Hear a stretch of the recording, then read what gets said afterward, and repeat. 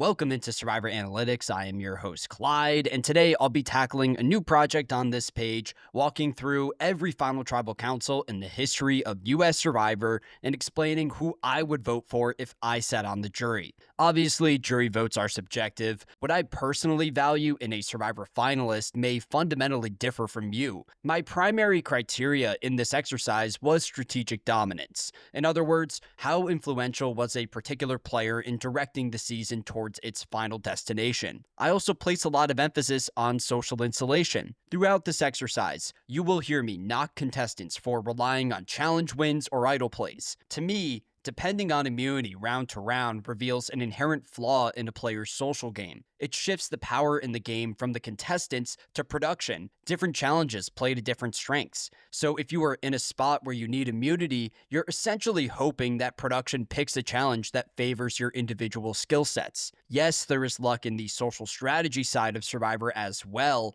but in my opinion, it's not to the same extent. So with the criteria solidified, we can jump right in. We can start with the first season of Survivor. It's Survivor Borneo, where we got Richard versus Kelly, and this is a pretty easy Richard vote for me. Now, I do think that Richard's Survivor legacy is oftentimes blown out of proportion because he was the first winner of the franchise. You'll hear people credit him for creating the first alliance, but that's not true. Kelly and Sue locked down that agreement, and Richard is the third player roped into that group. In the pre-merge, I think that Kelly plays a stronger game as she's working at the center of the power structure on the Lagi tribe before Richard even got there. The second half of Borneo is what elevates Richard ahead of Kelly for me. Around the mid-merge, Kelly starts to question if she even wants to play the game of Survivor. She takes issue with the deceptive nature of the show, and she intentionally doesn't vote against her alliance's targets at both the final 8 and the final 6. By refusing to work with her alliance, Kelly loses the trust of the other Tagis to the point where she's the consensus target every round starting at the final 6. If Kelly loses immunity at any point in that stretch, she's voted out of the game, which I take major issue with.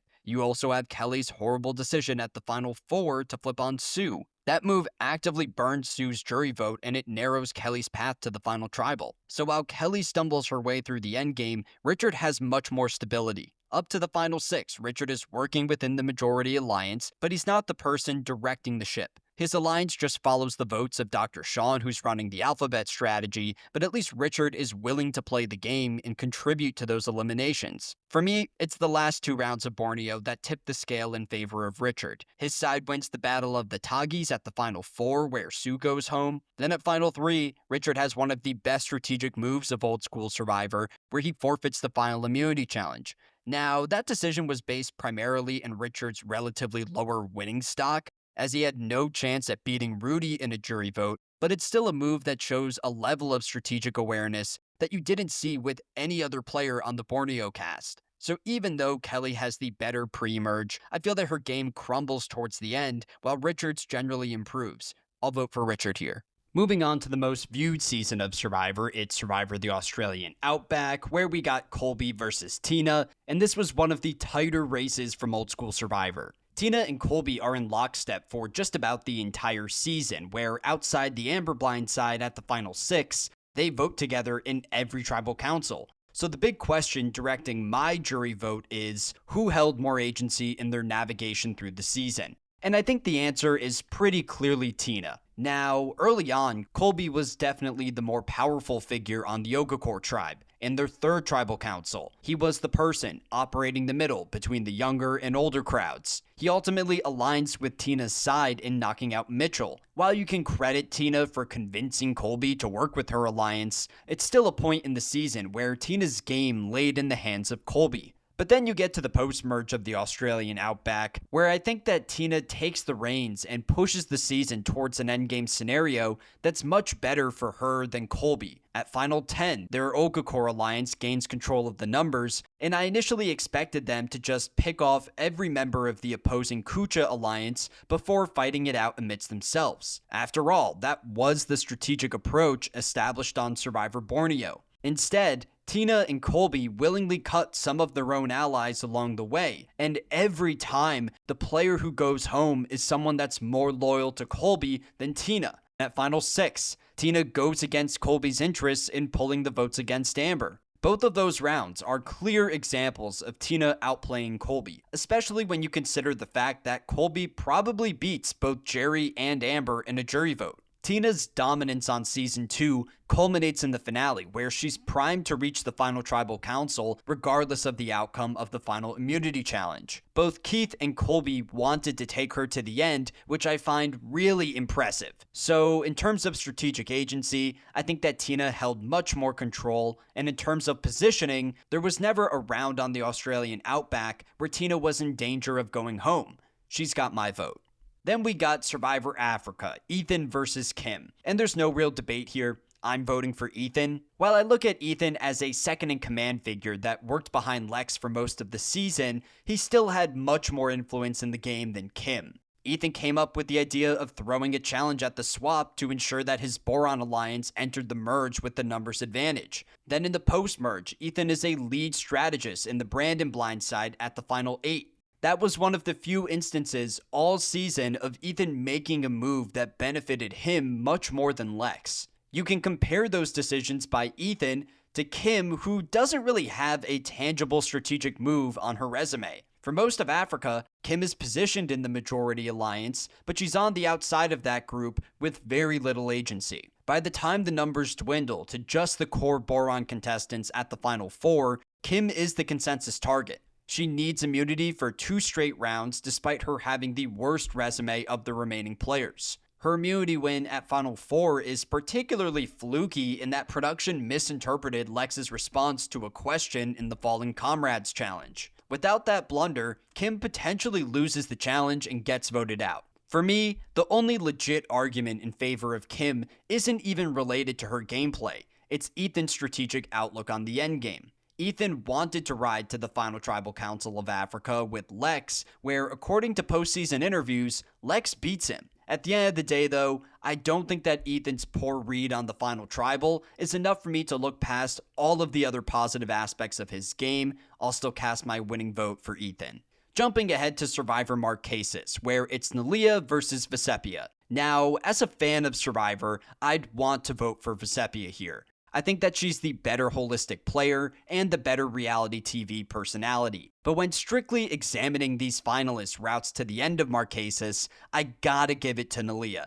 I feel that Nalia was always in a safer position than Vesepia, with slightly more agency. Granted, those strengths of her game kinda derive from tribal challenge results. Nalia's side walked into the post-merge of Marquesas with the 7-3 numbers advantage, so of course she's gonna face less adversity than Vesepia, who was immediately positioned on the bottom. At the end of the day though, that doesn't really take away from the fact that Nalia pretty much saves Vesepia's game. At Final 9, you had the first major flip in Survivor history where the trio of Nalia, Pascal, and Kathy all betray their original Row 2 alliance to work with the bottom feeders in Vesepia and Sean. This is a round of gameplay that I've rewatched multiple times because it's so important to the strategic evolution of Survivor. Kathy and Sean were really the ones to come up with the idea for the flip, and Kathy was responsible for convincing Nalia and Pascal to go along with it. Basically, Nalia had major say in whether or not this move actually went through, and Vesepia was just a passenger for it.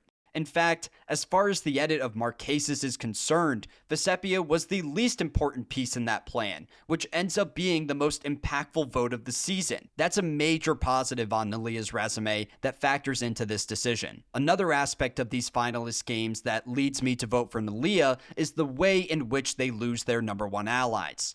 Obviously, it's a negative for both of them, but I think that Vesepia's loss is worse because it occurs through more traditional social strategy gameplay. At Final 5, Kathy is still playing the middle, and she elects to work with Nalia's side to cut Vesepia's number 1 in Sean. You can compare that to the Final 4, where Nalia loses her number 1 in Pascal, primarily due to challenge results. Vesepia was the initial target of that tribal council, but she won individual immunity. If anyone else wins the Final 4 challenge, Vesepia goes home. Instead, we see a tied vote and a rock draw that takes Pascal out of the game. That round is still a negative for Nalia because there was a 1 out of 3 chance that she drew the miscolored rock, but for me, it's not as big of a knock as Vesepia's loss of control at the Final 5. Even in the final round of the game, Nalia held more control. Vecepia forfeits the final immunity challenge to her, which is a horrible decision as it takes all of the power out of Vecepia's hands and it burns Kathy's jury vote in the process. You also gotta credit Nalia for making the correct read and actually voting out Kathy, who would have crushed either of them in a jury vote. So overall, I wouldn't be too excited about voting for either of these finalists. In my mind, Sean and Kathy had a lot more influence over the post-merge, but obviously, neither of them are here. And even though I look at Vecepia as the better overall player, I find Nalia's run on Marquesas slightly more impressive, so she'll earn my vote. That takes us to Season 5 Survivor Thailand, Brian versus Clay. Come on, I'm obviously voting for Brian here. This is potentially the most infamous Final Tribal Council combination in the history of the show, as both Brian and Clay allegedly made racist comments towards the black players on the cast. You also have Brian using the Ted and Gandia situation in the pre-merge to advance himself in the game. All of that is to say that I would not be happy to vote for either Brian or Clay. I'd focus my vote on the strategic side of Survivor, and I gotta admit that Brian has one of the most strategically dominant performances in the history of the show. Brian is the player at the merge, positioned at the center of the dominant power structure. Every member of his 5-person Sukjai alliance genuinely considered Brian their #1 ally, and they all wanted to ride with him to the Final Tribal Council. Brian uses those relationships to convince his group to vote out every member of the opposing Chuigan alliance. And once the numbers dwindle to just the Sukjai players, Brian is fully in the power seat. He's the leader of the Ted vote at Final 5, then the Helen vote at Final 4, and the Jan vote at Final 3. While Clay is working alongside Brian for that stretch,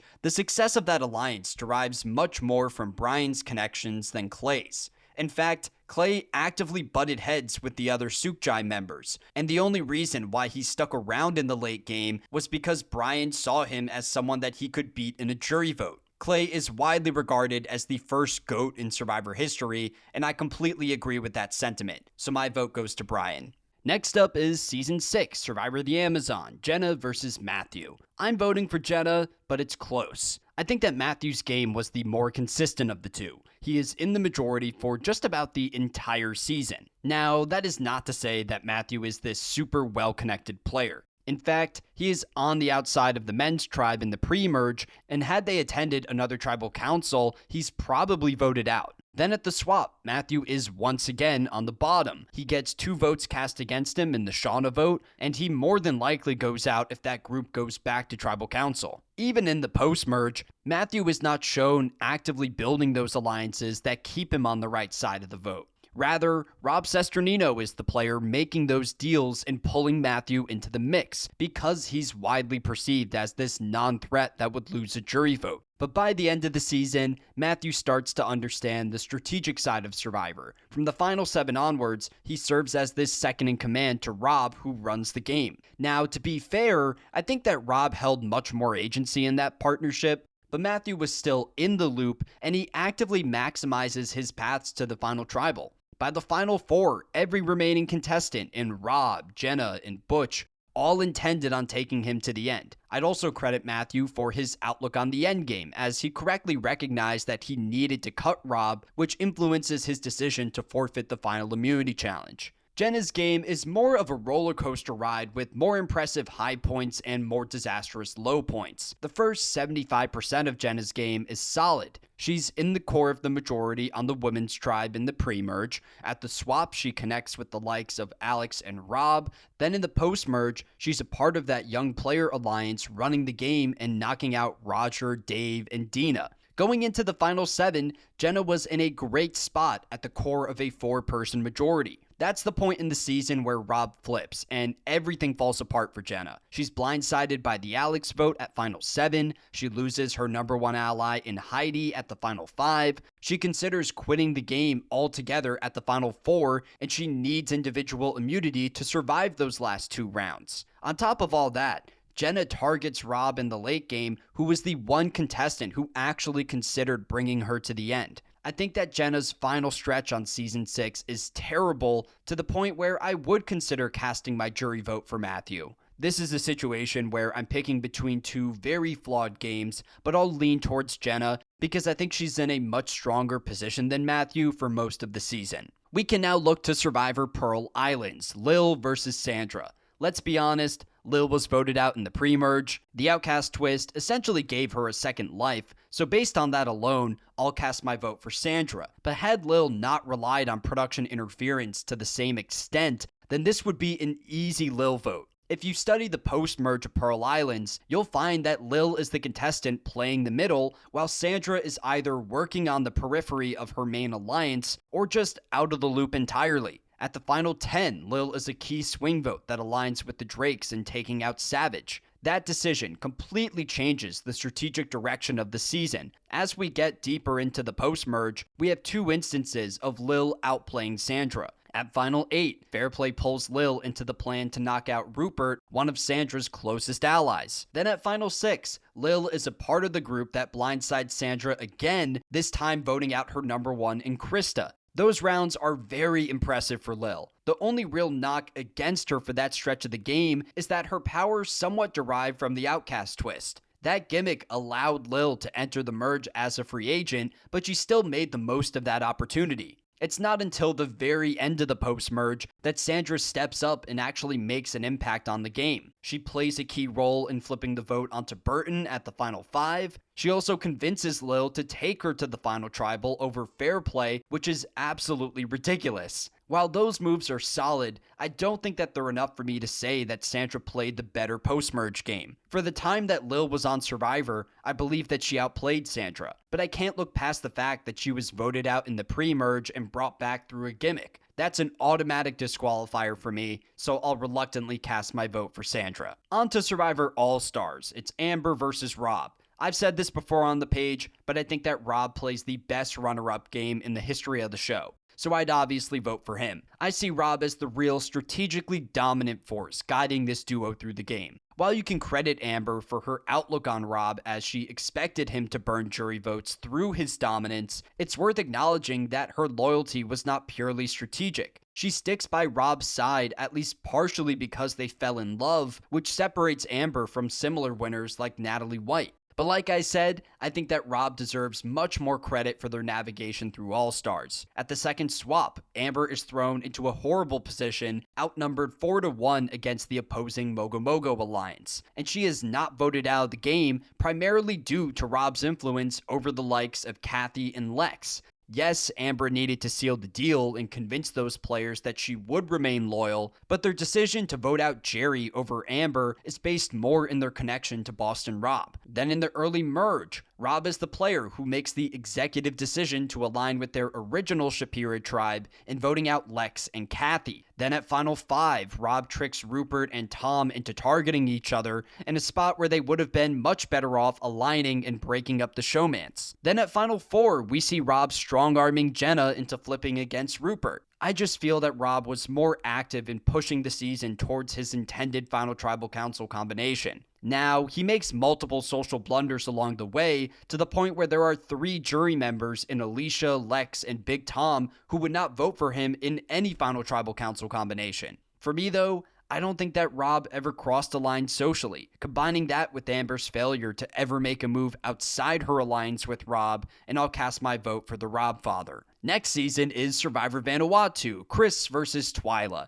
This one is tough for me. I see Chris as one of the best players in the history of the show. In my most recent ranking, I had Chris as the 14th best contestant of all time. But when I narrow my scope to just the gameplay of this season, I think I'd vote for Twyla. I feel that Twyla had a stronger grasp of the game, which enables her to dominate the post-merge while Chris is on the bottom. Now, both of these finalists have strong pre-merge games. Chris is in the center of the Fat Five alliance that runs the men's tribe, while Twyla connects with many of the older contestants on the women's tribe. It's not until the swap section of the pre-merge where Chris and Twyla go head-to-head for the first time, and Twyla wins that battle. She's one of the key players that convinces Chris to vote out his ally John Kenny. That decision allows the women to enter the merge with the 6-4 numbers advantage. Chris believed that his connections with the women would continue into that stage of the game, but instead, Twyla flips on Chris. She knocks out all of his pre-merge allies in Rory, Sarge, and Chad.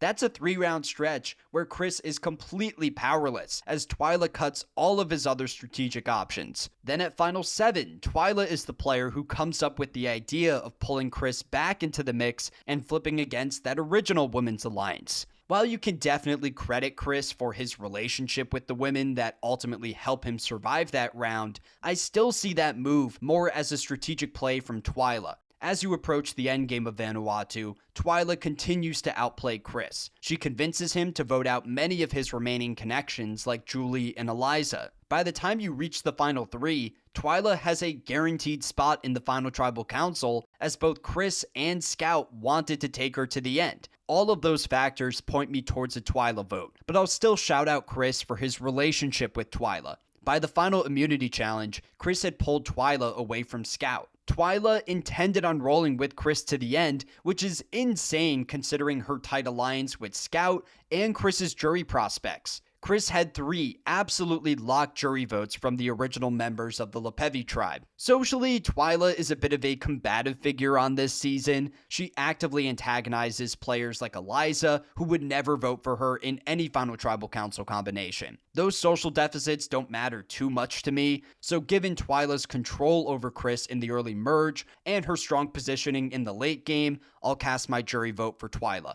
Moving ahead to Season 10, Survivor Palau, Katie versus Tom. I assume that most people would expect this to be a locked vote for Tom, but I think there's an argument here for Katie. Katie was much safer during her time on Palau. She reaches the final 3 in a spot where both Tom and Ian want to bring her to the end. By contrast, Tom absolutely needed immunity at the final 4 and the final 3. With that said, I'm still voting for Tom due to his degree of control over the first 80% of the season. It feels like Tom is just a step ahead of Katie anytime she tries to flip the game against him. At Final 7, we see Katie fail to assemble an all-women's alliance because Karen refuses to turn on Tom. Later on at the Final 6, Katie intends on voting out Karen, which would have positioned her perfectly in the middle at the Final 5. Once again though, Tom correctly anticipates Katie's next move. He works against her best interest by pulling the numbers onto Greg. Those are 2 clear instances of Tom getting the best of Katie, but his game crumbles towards the end of the season. At Final 5, he makes the massive blunder of agreeing to vote out Karen. Karen was the ideal person for Tom to drag to the end because she was completely loyal to him and she was hated by the jury. While that's a knock against Tom's game, it's not really a major positive for Katie's resume either. I give Ian much more credit for convincing Tom to go through with that plan. From there, Tom needs to win out, and Katie stumbles her way through those last 2 rounds as she's surrounded by players with more win equity. So yes, Katie is very safe for that late game stretch, but I doubt that she wins a jury vote against Jen, Ian, or Tom. To me, Katie is one of those finalists who is dragged through the game. She spends most of the season coasting round to round in the majority, and she never takes a step outside her main alliance to push the vote in another direction. Now, I'll credit Katie for her general outlook on the game as she knew that she needed to vote out Tom, but that plan never comes to fruition. So despite Katie's stronger positioning on Palau, I believe that Tom played the more dominant game, so he gets my vote. Next, we got Survivor Guatemala, Danny versus Stephanie. This was one of the most difficult selections for me, but I think I'm going to go with Danny. I originally expected to vote for Stephanie as she held more control through Guatemala. She runs the game alongside Rafe, but I think that she used her power incorrectly. For most of the post-merge, Stephanie follows the strategic wishes of Rafe. She votes out multiple contestants who were completely loyal to her, like Judd and Jamie. Those eliminations actively burn multiple jury votes for Stephanie. Even though I disagree with Stephanie's strategic decisions, I still considered voting for her based on her positioning. Stephanie was always much safer than Danny. She's in the center of that Swap Nakum tribe that dominates the second half of the season. Through that alliance, Stephanie outplays Danny, at least in the early merge, where her side votes out all of Danny's allies in Brandon, Bobby John, and Gary. Then towards the end of the season, Stephanie reaches the final 3 in a spot where both Rafe and Danny intended on taking her to the final tribal. Stephanie had a much cleaner route to the end, but I prefer Danny's underdog story. She's well insulated in the pre-merge, running the Yasha tribe alongside Brandon, and while Danny is powerless in the back half, I think that her loss of control can partially be attributed to pre-merge challenge results. Danny walks into the merge of Guatemala down in number 6-4. I still knock Danny for failing to flip the game in her favor, but it's not as disastrous as finalists like Chris on Vanuatu, who lost control through their poor strategic decisions. Despite facing so much more adversity than Stephanie, Danny finds a new path to the final tribal by aligning with Rafe and building this real friendship that causes Rafe to lose sight of his optimal strategic play. Prior to Rafe's alliance with Danny, he makes the right move just about every round. Once Danny connects with Rafe, he becomes dead set on riding with her to the final 3, despite Danny having 3 obviously locked jury votes from her original Yasha allies. Her move at the final 4 to convince Rafe to vote out Lydia is really impressive, especially considering the fact that Lydia was very unlikely to win the final immunity challenge. So yes, there are some major drawbacks with Danny's game, like her poor positioning at the final 3, and her dependence on Rafe for most of the post-merge, but she's a player that made the most of her opportunities. For that reason, I'll vote for Danny. On to Survivor Panama, Aris versus Danielle, where I'd vote for Aris. I don't look at either of these finalists as the real dominant strategic force of the season. That title goes to Suri, but at least Aris was tightly aligned with the mastermind of Panama. He works alongside Suri for the entire post-merge. They developed this loyal alliance where Suri intended on rolling with Aris to the end, and had that happened, I think that Aris beats her. In serving as this second-in-command to Suri, Aris has a bigger impact on the overall strategy of the season. He plays a large role in keeping that dysfunctional Kasaya alliance together in the post-merge. While Danielle is given multiple opportunities to flip against the Kasayas, she ultimately doesn't do it. She sticks by that pair of Suri and Aris despite her position as number 3 in that alliance. Now, to Danielle's credit,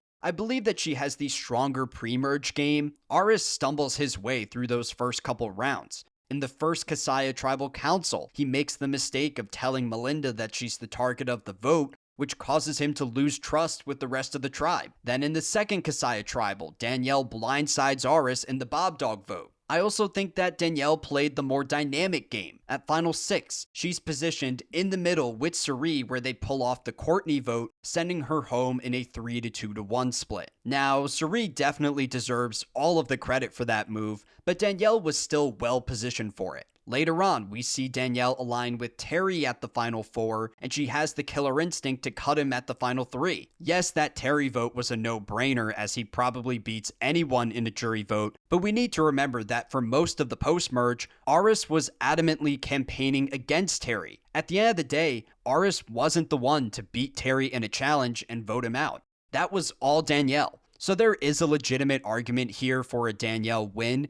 Even though her strategic mistakes on Panama aren't as blatant as Aris's, I ultimately couldn't vote for her due to her lack of strategic agency and her poor outlook on the endgame. So my vote here will go to Aris. We can now jump to the first 3-person Final Tribal Council in Survivor history. It's Survivor Cook Islands, where we got Becky versus Ozzy versus Yule. Starting with Ozzy, this is the best physical performance in the history of the show. Ozzy competes in 6 individual immunity challenges, and he wins 5 of them, which is really impressive. Ozzy's strategic game is another story. He leads just 1 vote the entire season, and that was the Billy Garcia blindside in the pre-merge, where Ozzy made the very questionable decision of throwing a challenge to knock him out. In terms of positioning, Ozzy often finds himself on the outside of his primary alliances. Prior to the mutiny twist in the pre-merge, Ozzy was on the bottom of the swapped I2 tribe, and had they attended another tribal council, he's probably voted out. Then in the post-merge, Ozzy's I2-4 alliance runs the game,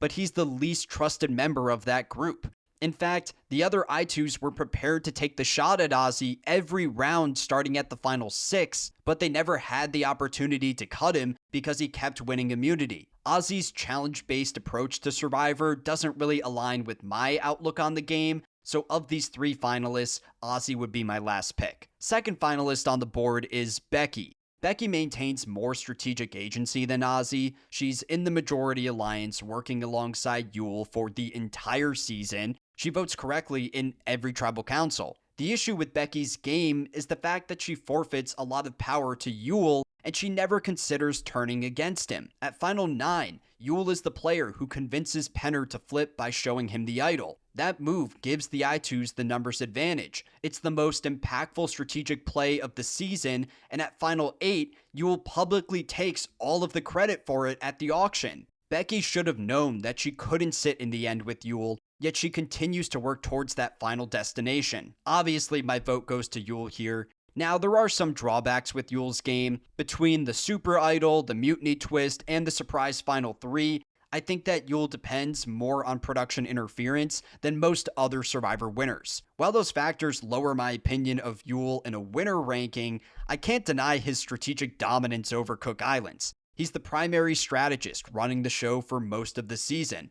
I credited him earlier for the Penner flip at Final 9. But beyond that, there's Yule's deal with Adam at the Final 7, where he agrees to vote out Penner, and in return, Adam guarantees Yule his jury vote. This is an all-time strategic performance from Yule, so the decision is easy for me. He gets my vote. Next season is Survivor Fiji, Cassandra versus Dreams versus Earl. This is another easy pick. I'm voting for Earl. I believe that Earl played the second best winning game in Survivor history. It's a game where Earl is always calling the shots from the center of the majority alliance, yet despite that power in the game, he is never seriously targeted. Earl's name is written down once the entire season, and that was a throwaway vote from Rita in the pre-merge. So what's the story with these other two finalists? Cassandra is by far the most passive player here. While she's on the outside of the original Moto tribe, she's able to recover from that position and work her way into the majority of the Swap Moto alliance. Within that group, Cassandra never holds any real strategic agency,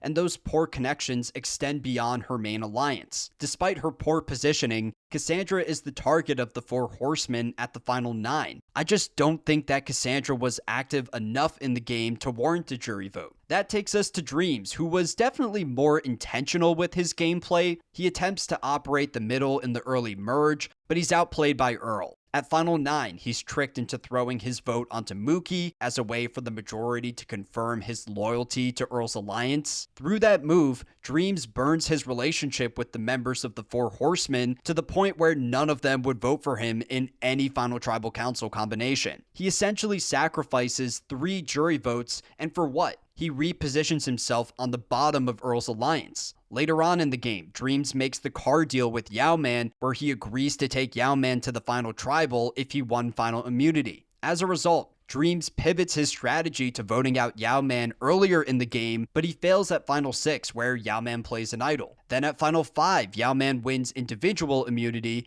so when Dreams inevitably wins immunity at Final 4, he decides to go back on his promise and vote out Yao-Man anyway. Obviously, Dreams shouldn't give up immunity in that scenario, but that move makes Dreams appear pretty sleazy in front of the jury. So there's definitely some merit to Dreams' game on Fiji, but when you compare it to Earl's all-time performance, it's not close. I'll vote for Earl. Moving ahead to Survivor China, it's Amanda versus Courtney versus Todd. Even though I look at Todd's run on China as one of the best strategic games in the history of the show, I still considered casting my vote for Amanda. Amanda works alongside Todd from day one, and there are multiple examples of her calling the shots for that alliance. She wasn't simply Todd's second in command. Todd perceived her as a strategic equal, and through that alliance, Amanda does some impressive work. At the swap, Amanda leads the Sharia blind side, which was huge for her game as it gave her Fei Long alliance the 6-4 numbers advantage at the merge. Later on at the final 7, Amanda heads the James blind side, knocking him out with 2 idols in his pocket. While Todd came up with that idea earlier in the season, they don't execute it until Amanda gives the stamp of approval. I also need to credit Amanda for her threat level management. Starting at the final 6 of China, Todd is the perpetual target of the minority alliance, while Amanda does not have her name written down once the entire season. I think that Amanda's performance on China is one of the 10 best losing finalist games ever on Survivor.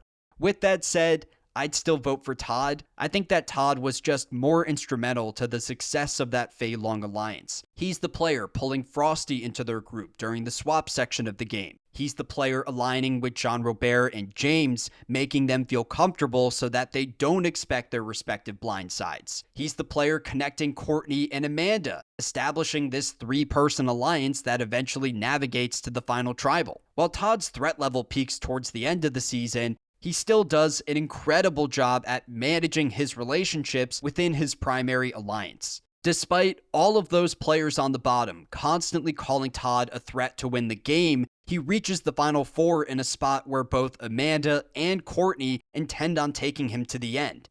The only player here that I haven't mentioned yet is Courtney, and that's because I wouldn't really consider voting for her. While I love Courtney as a Survivor character, I gotta admit that she's pretty passive in her navigation through China. She allows Amanda and Todd to do most of the strategic legwork for that alliance, and that decision causes Courtney to lose many of her secondary allies along the way. They cut Frosty at Final 8 in a move that was completely against Courtney's best interest. From there, Courtney kind of follows her alliance to the end. It's not an active enough game for my jury vote. I'll stick with Todd here. On to Season 16, Survivor Micronesia. We're returning to the two-person Final Tribal Council format with Amanda versus Parvati. Admittedly, I'm lower on Parvati's winning game compared to the general Survivor fan base. I've always considered Suri the real dominant strategic mastermind of Micronesia, but she's not here, so my vote goes to Parvati. Parvati deserves a lot of credit for her role in the creation of the Black Widow Brigade, the all-women's alliance that dominates the post-merge. She connects with Amanda and Suri on the original Favorites tribe, and during the swap section of the game, she pulls Alexis and Natalie into the mix. In the post-merge, Parvati plays a pivotal role in cutting the numbers to just that alliance. At Final 9, Parvati orchestrates the Aussie blindside, and while it's been reported post-season that Amanda knew about this plan, it's still a move that benefits Parvati's game much more than Amanda's. By taking Aussie out of the equation, Parvati solidifies her role as Amanda's #1 ally. It forces Amanda down a path with players who were generally better connected to Parvati than Amanda herself. Those dynamics are really revealed at the final 6, where Eric gathers the numbers against Amanda and she needs an idol to survive that round. To me, Amanda felt like a peripheral member of the Black Widow Brigade. While it's impressive that Amanda was always positioned in the majority, I think that Suri and Parvati had much more influence over that operation. Now, in terms of the negatives for these finalists, I take many issues with Parvati's game, but almost all of those problems extend to Amanda as well. I disagree with their mutual decision to bring Suri to the final 3, where had that season operated with a 3-person Final Tribal Council format as they expected, Suri probably wins. I'd also say that Parvati and Amanda greatly benefited from the Fair Play quit in the premiere. Without that quit, it's one of them going home in the first Favorites Tribal Council. So since these finalists shared the same major drawbacks, I'd vote based on strategic dominance, and I believe that Parvati had a better pulse on the game through her creation of the Black Widow Brigade and her work within that alliance. She'll get my vote. Now we can take a look at one of the worst strategic final 3s in the history of the show. It's Survivor Gabon, Bob versus Sugar versus Susie. The player that I'd be least likely to vote for from this trio is actually the winner of the season. I don't think that Bob played a very strong game on Gabon. He's on the bottom of nearly every alliance that he joins this season, and he holds no real agency in the game. In the early merge, he loses all of his original allies in Charlie, Randy, and Corinne. He's then the consensus target at the final 6 and final 5. He goes home in either of those rounds without individual immunity. While you can credit Bob for his underdog story, I don't find his particular playstyle very impressive. The real debate for me here was whether I vote for Sugar or Susie. The answer is pretty clearly Sugar. She was easily the more active player between these finalists, especially in the post-merge. At the final 6, Sugar assembles a new majority with Susie, Maddie, and Bob that ride to the final 4 together. Without Sugar stepping in at that point, the duo of Crystal and Kenny likely dominate the endgame. Then at Final 4, the original target is Bob, but Sugar makes the correct move in flipping her vote onto Maddie. Maddie was a bigger jury threat compared to Bob. Sugar runs the endgame of Gabon, and there's never an extended stretch of the season where Susie has that level of control. Her best round is probably the second swap, where she's the swing vote, but that's partially due to the composition of the swap rather than the active social work of Susie. Outside that tribal council, Susie is flying under the radar in the majority. Her lack of power in that group is really shown at the final 5, where she's used as the decoy vote in the Kenny elimination. So I feel that Sugar is one of the more underrated zero vote finalists in Survivor history. She'd earn my vote. Moving ahead to Survivor Tocantins, JT versus Steven. I understand the surface level appeal with JT's Tocantins run. After all, it's the first perfect game in Survivor history, but between these two,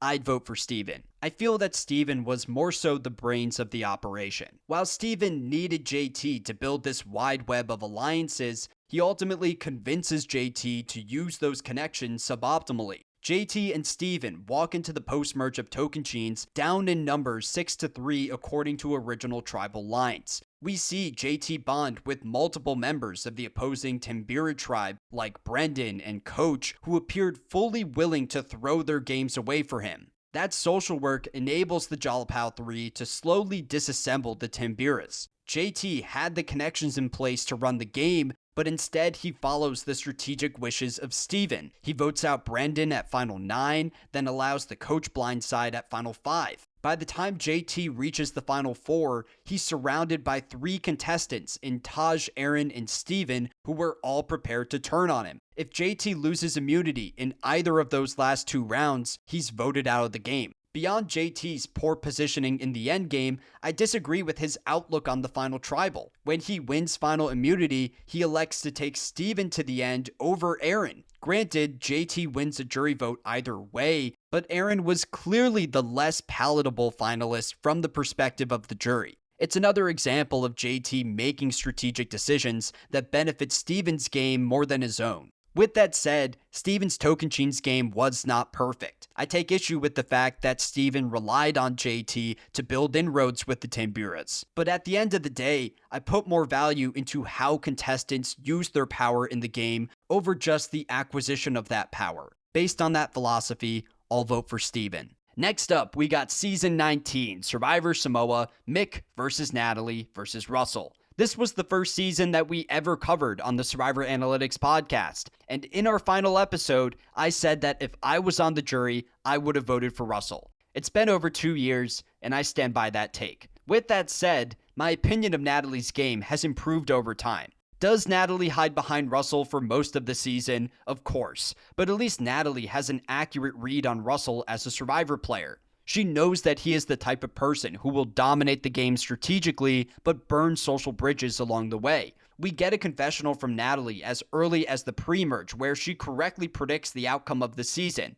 I'd also credit Natalie for her move at the final 12. In that round, she convinces the Galoo majority to turn on each other in taking out Eric Cardona, while Russell works out of paranoia. He unnecessarily plays an idol on himself, which makes Russell a target at the final 11. That Eric boot is the one instance all season where Natalie separates herself from Russell on a strategic level. All of that is great for Natalie, but Russell's run on Samoa is, in my opinion, his best strategic performance in his entire Survivor career. In the pre-merge, he runs the original Foa tribe by aligning with Mick, Natalie, and Jason. In episode 5, he straight up outplays Natalie by convincing her to cut her second closest ally in the game in Ashley. Then in the post-merge, the Foas are originally down in numbers 8-4, and I give much more credit to Russell for flipping the game in their favor. While Natalie has some impressive work at the final 12, Russell is the person who convinces John and Shambo to flip at the final 10.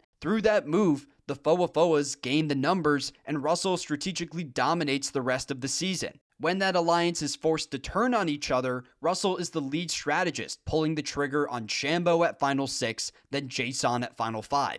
Russell is also the one to defeat Brett in the final immunity challenge. Without that challenge win, Brett reaches the final tribal council and crushes a jury vote. Obviously, there's many holes in Russell's game, the biggest being his perception of Natalie. Russell would have been much better off navigating to the end with either Shambo or Jason. You also have Russell needing an idol at the final 11, where without that advantage, he's taken out. But the consensus knock against Russell's run on Samoa is his poor social game. But in rewatching the season, I never felt that Russell crossed a major line.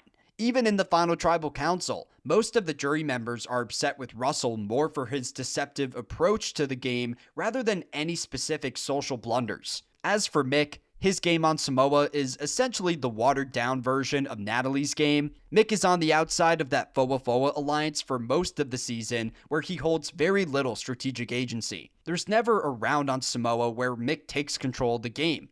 In fact, Russell and Natalie keep Mick on the island primarily for his potential to defeat Brett in a challenge, and he never comes through on that end. So like I said, Russell plays one of the most strategically dominant games in the history of Survivor, and I don't think that his social blunders are enough for me to flip my vote onto Natalie. So I'll vote for Russell. We can now talk about probably the most iconic season of Survivor, that being Survivor Heroes versus Villains. We got Parvati versus Russell versus Sandra. I voted for Sandra back in Pearl Islands, but she'd be my last pick in this final tribal. I've never found her run on season 20 particularly impressive. It's a game where Sandra is constantly operating on the bottom, and the times where she steps up to make a strategic play, she's actively working against her best interest. Her outlook on Russell is especially bad. Russell had one of the worst social games on this season. Plus, he was willing to take Sandra to the final tribal. He was the ideal person for Sandra to ride with through the endgame, but Sandra hated Russell so much on a personal level that she attempts to flip against him on multiple occasions. She tries to rally the numbers for a Russell vote at the final 9 and the final 6.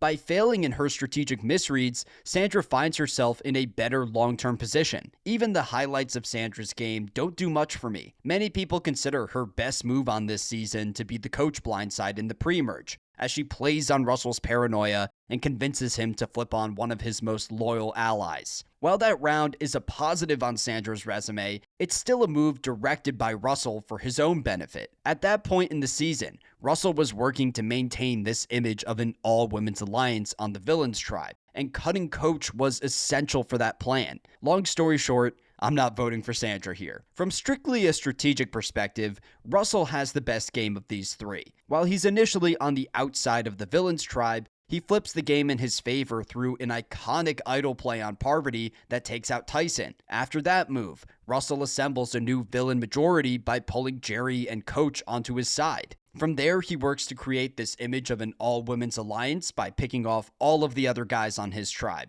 By the time Russell reaches the merge, he has solidified his perception as an outsider, which enables him to build trust with the heroes to the point where JT passes him an idol. Starting at the final 10, Russell dictates the rest of the season. He knocks out many of the original heroes in the early merge. At final 9, he blocks Sandra's attempt to vote him out by pulling Candace into the Villains Alliance. Then at final 7, he flips the vote on Danielle in a move that forces Parvati to draw closer to him. Russell's performance on Heroes vs. Villains definitely cemented him as one of the best strategic minds in the history of Survivor. The issue with Russell is his treatment of the surrounding cast. He actively antagonizes multiple contestants. He calls Rupert a dumbass and later expects Rupert to vote for him on the jury. I think it's fair to say that some of Russell's power on this season originates from his horrible reputation. Other players were willing to follow his lead because they knew he couldn't win a jury vote. I'd consider myself a strategically oriented jury member, but at some point, the social game needs to matter, and Russell completely fails in that department.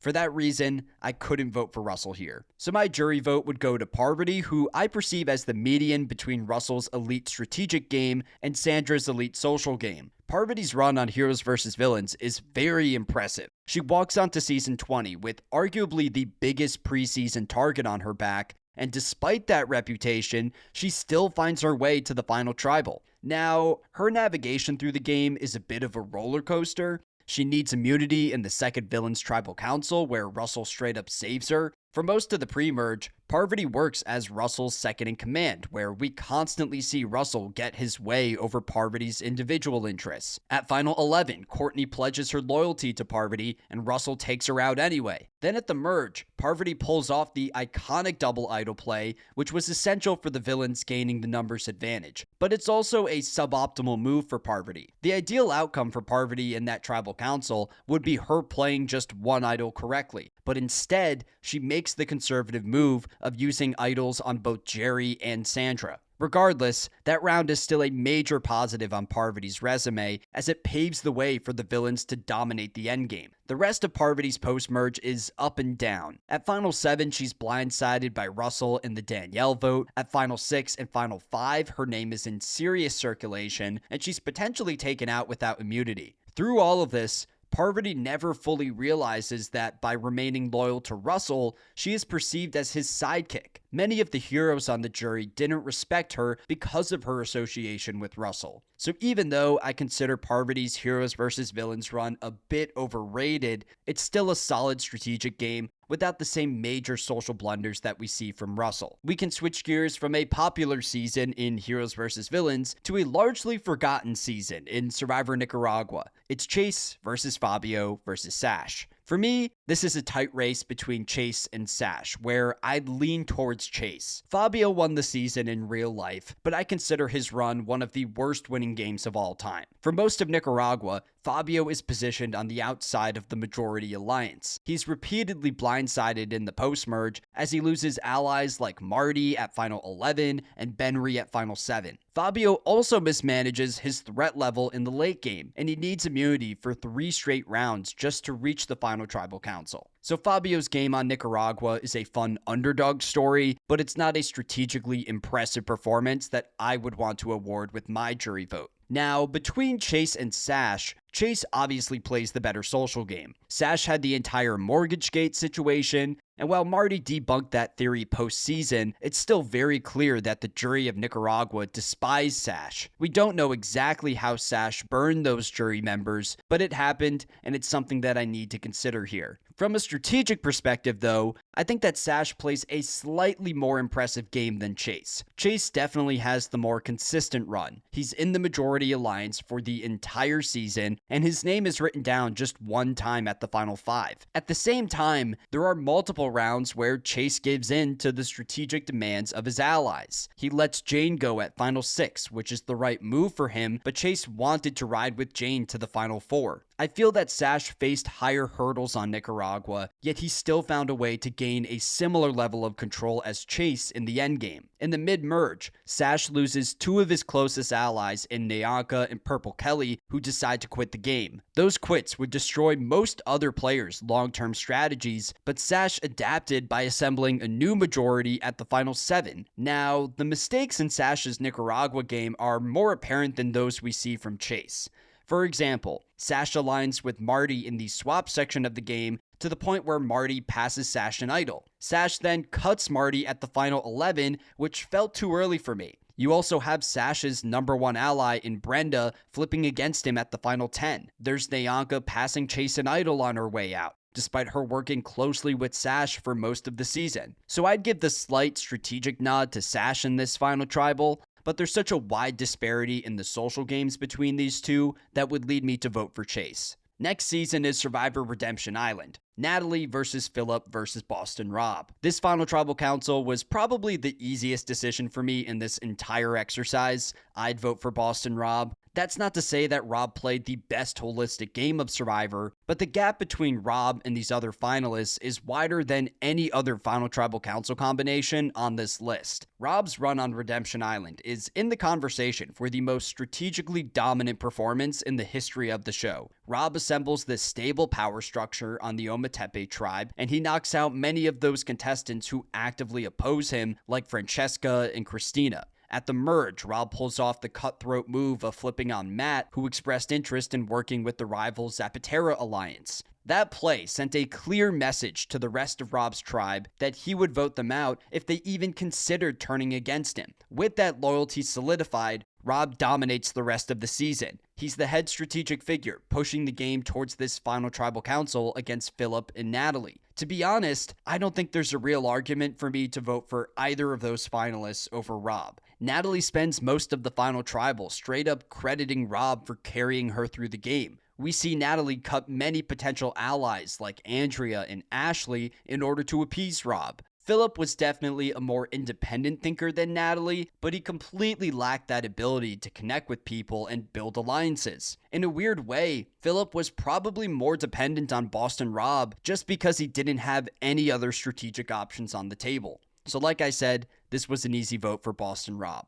On to Season 23, Survivor South Pacific, Albert versus Coach versus Sophie. Now, my opinion of Sophie as a Survivor player has gradually improved over time, especially with her showing on Winners at War. I think that Sophie is the best holistic player in this final tribal, but if we're narrowing the scope to just the contestants' work on this one season, then I'd vote for Coach. I see Coach as the real central strategic figure of that Upolu alliance that runs the game. I know that Albert and Sophie claim postseason that they use Coach as the figurehead of their group, but I don't buy it. I think there are multiple examples of Coach individually pulling off moves that benefit his game more than his allies. In the pre-merge, Coach goes behind Sophie and Albert's back in the Michaela vote. Then at the merge of South Pacific, there's an even 6-6 split according to original tribal lines. Coach is the player who convinces Cochrane to flip, which gives the Upolus the numbers advantage, and they dominate the rest of the game. It's the most impactful vote of the season, and it's directed primarily by Coach. Looking deeper into the game, that Upolu alliance sticks together due to Coach's active social work. He's the one keeping Edna loyal through multiple rounds in a spot where she was clearly positioned on the bottom of that group. He's the one strategically using religion to build and maintain trust in his alliance. For me, the main strategic knock against Coach's South Pacific run is his vision of the endgame, where he remains loyal to Sophie and Albert over the likes of Edna and Cochrane, who were generally disliked by the jury. Socially, Coach makes some major blunders on this season, especially in the final tribal council where he refuses to own up to his deceptive playstyle. He continues to beat the drum of honor and integrity, and that failure to take accountability ultimately costs him the game. As for Sophie on South Pacific, I consider her a second-in-command player, someone who was working behind Coach and advising him through many strategic decisions, but she wasn't the main person calling the shots. With that said, I need to credit Sophie for her general awareness on the season.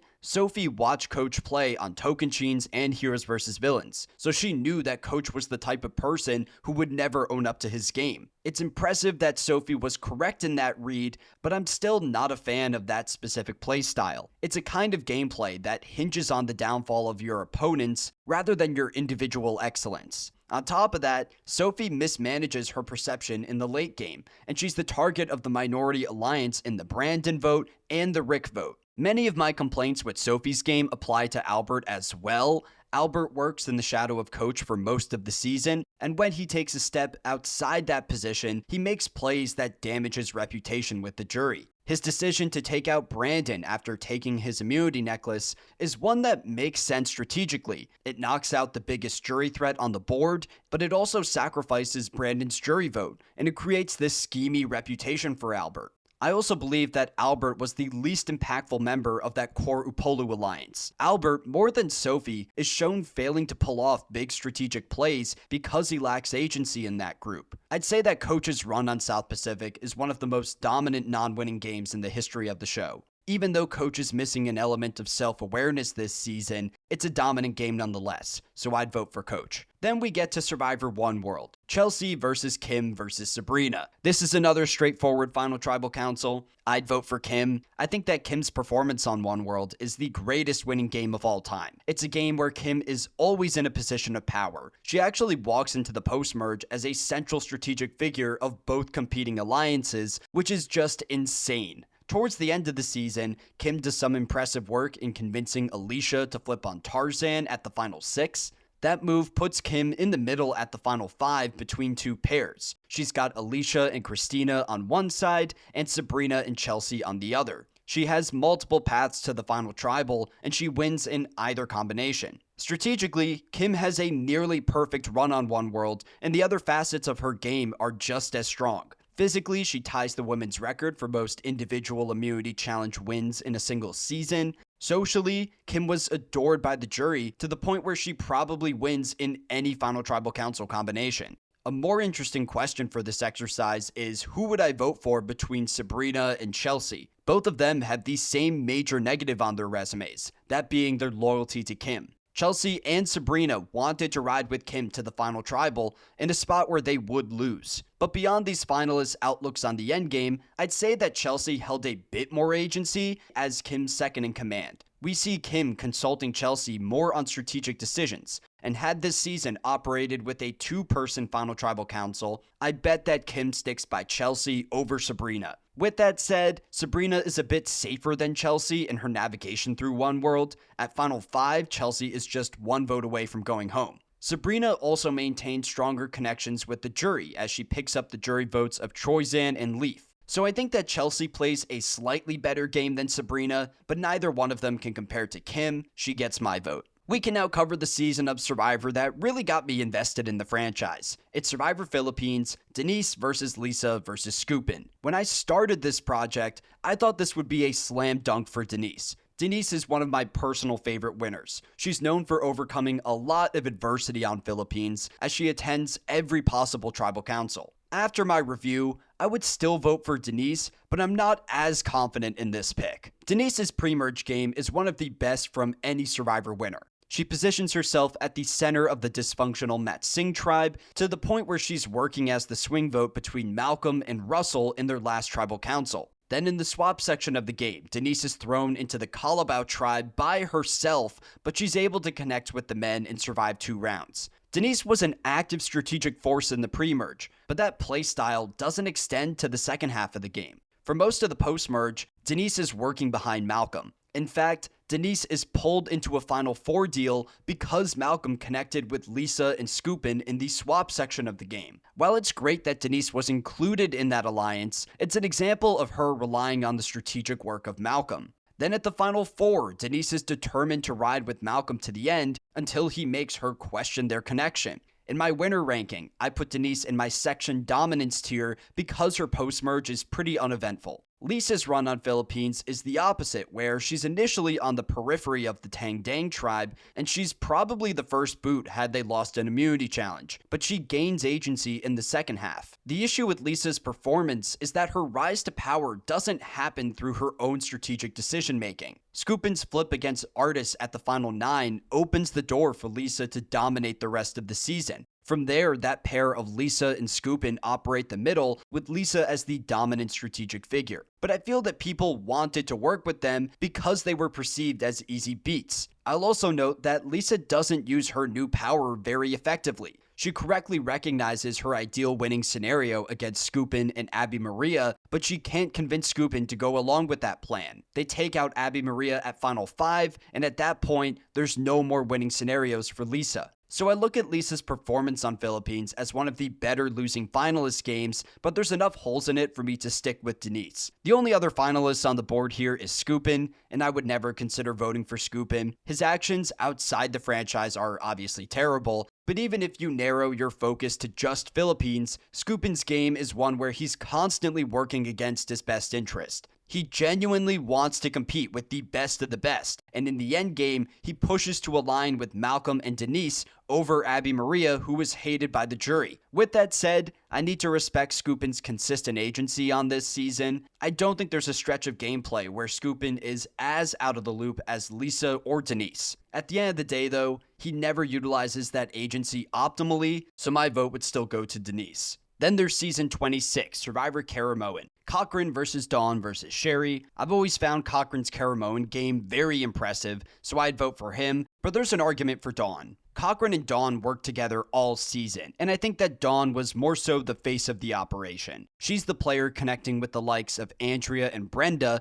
which enables that duo to run the post-merge. The problem with Dawn's game is that she uses those alliances to ultimately benefit Cochran's game more than her own. At the Final 7, Cochran takes the lead in cutting Andrea. Then at Final 6, Cochran convinces Dawn to vote out Brenda, which sours Brenda against her. You get that moment at the Final Tribal where Brenda is so upset with Dawn to the point where she makes Dawn take out her partial denture. You can also fault Dawn for her blind loyalty to Cochran. Cochran plays a great social game on this season. He ends up sweeping the jury against Dawn, yet she never takes a step back to consider flipping against him. I'd say that Dawn is one of the more dominant finalists in the history of the show, but if you put her up against Cochran, it's just not fair. As for Sherry, she's definitely an underrated zero-vote finalist in Survivor history. People forget this, but Sherry was a main strategic figure on the original Fans tribe. She does some active work in pulling Matt and Michael onto her side, giving them the numbers advantage. Then at the merge, she's targeted by her pre-merge allies, which is not great, but she adapts and aligns with that pair of Cochran and Dawn. Up until that point in the season, Sherry's game is solid. The second half, though, is pretty uneventful for her as we see Sherry riding coattails and following the strategic wishes of her new allies. That kind of gameplay doesn't resonate with the Caramoan jury, and Sherry is later ripped apart at the final tribal council. I wouldn't vote for Sherry, but I don't think it's fair to call her game a complete disaster. I'd still cast my vote for Cochran. Moving on to Season 27, Survivor Blood vs. Water. It's Jervis versus Monica versus Tyson. And this isn't too difficult. I'd vote for Tyson here. What's interesting about this final three is that all of them work together for just about the entire season. So the big question for me is, who was the most important piece in that alliance? The least instrumental player here is easily Monica. She was always on the periphery of this group with little strategic agency. And through that poor positioning, Monica receives multiple offers to flip against Jervis and Tyson. My main problem with Monica's game is that she never takes advantage of those opportunities. She stays completely loyal to this alliance, even when other players say that she will lose to them in the end. Meanwhile, Jervis spends most of the season operating as Tyson's second in command. He's a part of the strategic decision making, but he's not really the one executing their schemes. At the merge, Tyson is the player gathering the numbers against Aris. Then at Final 7, Tyson is the one pulling Sierra onto their side for the Caleb blindside. While Tyson is the more dominant strategic figure, Jervis is generally safer in his navigation through the season. At Final 6, Tyson makes two major strategic mistakes in losing Sierra's trust and failing to play his idol. As a result, Tyson participates in a rock draw where there's a 1 out of 3 shot of him going home. That's a major knock against Tyson's resume, as he essentially stays in the game through a luck-based event. Jervis never came that close to an elimination. I personally place a lot of value in social insulation, so that rock draw would make me consider voting for Jervis. When it comes down to it though, Tyson just held so much more control in directing the season towards this final tribal, so I'd vote for Tyson. Next up, it's Survivor Cagayan, the last final two in this exercise. It's Tony versus Wu. To no one's surprise, I'd vote for Tony. Tony pulls off one of the most dynamic strategic games in the history of the show, and throughout his run, he's dragging Wu along as this loyal number. On the original Brawn tribe, Tony is in a stronger position than Wu. In the swap section of the game, Tony blindsides Wu in the cliff vote, and had that group attended another tribal council, Wu is potentially taken out. Then in the post-merge, Tony starts bouncing between alliances and pulling Wu into the mix. While you can credit Wu for his relationship with Tony, he ultimately caves to Tony's strategic interests. Many of their flips benefit Tony's game way more than Wu's. For example, at the Final 9, Tony tricks Wu into flipping against LJ. Then at Final 7, he convinces Wu to turn on Jeffra. There's no denying Tony's role as the key strategic force of this season. But even beyond that, I'd vote for Tony based on his outlook on the endgame. Tony reaches the Final 3 with Wu and Cass, under the impression that the final tribal council would occur in that round. Had that happened, Tony easily wins a jury vote. When production changes the final tribal council format to a Final 2, Tony plans on winning the final immunity challenge, voting out Wu, and taking Cass to the end because she was hated by the jury. Wu, on the other hand, remains completely loyal to Tony. When he wins final immunity, he makes the crucial mistake of voting out Cass and riding with Tony to the end. It's still one of the worst strategic decisions in the history of the show. So if you dive into the resumes, it's not even close. I'd vote for Tony. Then it's Survivor San Juan Del Sur, Jacqueline versus Missy versus Natalie. Another easy vote here. I'm voting for Natalie. I think that Natalie has one of the best post-merge stretches in the history of the show. Now, she loses her number 1 ally in Jeremy at the Final 10, but she recovers from that position and pulls off some of the most impressive strategic moves that I've ever seen on Survivor. At Final 7, she knocks out Alec, and she convinces her alliance that she did so by accident. At Final 6, Natalie is the head strategist sniping John out of the game with an idol in his pocket. Then at Final 5, she has the historic idol play on Jacqueline that takes Baylor out. That idol play solidifies Jacqueline's trust in Natalie, so when Jacqueline wins the final immunity challenge, she takes Natalie to the end, which is insane. So my vote was always going to Natalie, but we can still hit on the other 2 finalists. Between them, I'd actually say that Missy plays the better strategic game. Yes, she was hated by the jury on a personal level. Reed calls her the evil stepmother at Final Tribal. She probably doesn't win a jury vote in any combination. All of that is true. But honing in on Missy's navigation through the season, she's in a great spot all the way until the final 5. She's in the majority on her original Hanapu tribe and her swapped Coyopa tribe. At the merge, she's in on the plans to knock out the dominant strategic figures in Josh and Jeremy. Even at Final 5, Missy has the numbers in place to knock out Jacqueline, and that move falls apart because Natalie has an idol. Missy is a player that's always at the center of her main alliance, but I feel that she's also constantly following her allies' strategic wishes. At Final 7, Natalie gets the best of Missy with the Alec vote.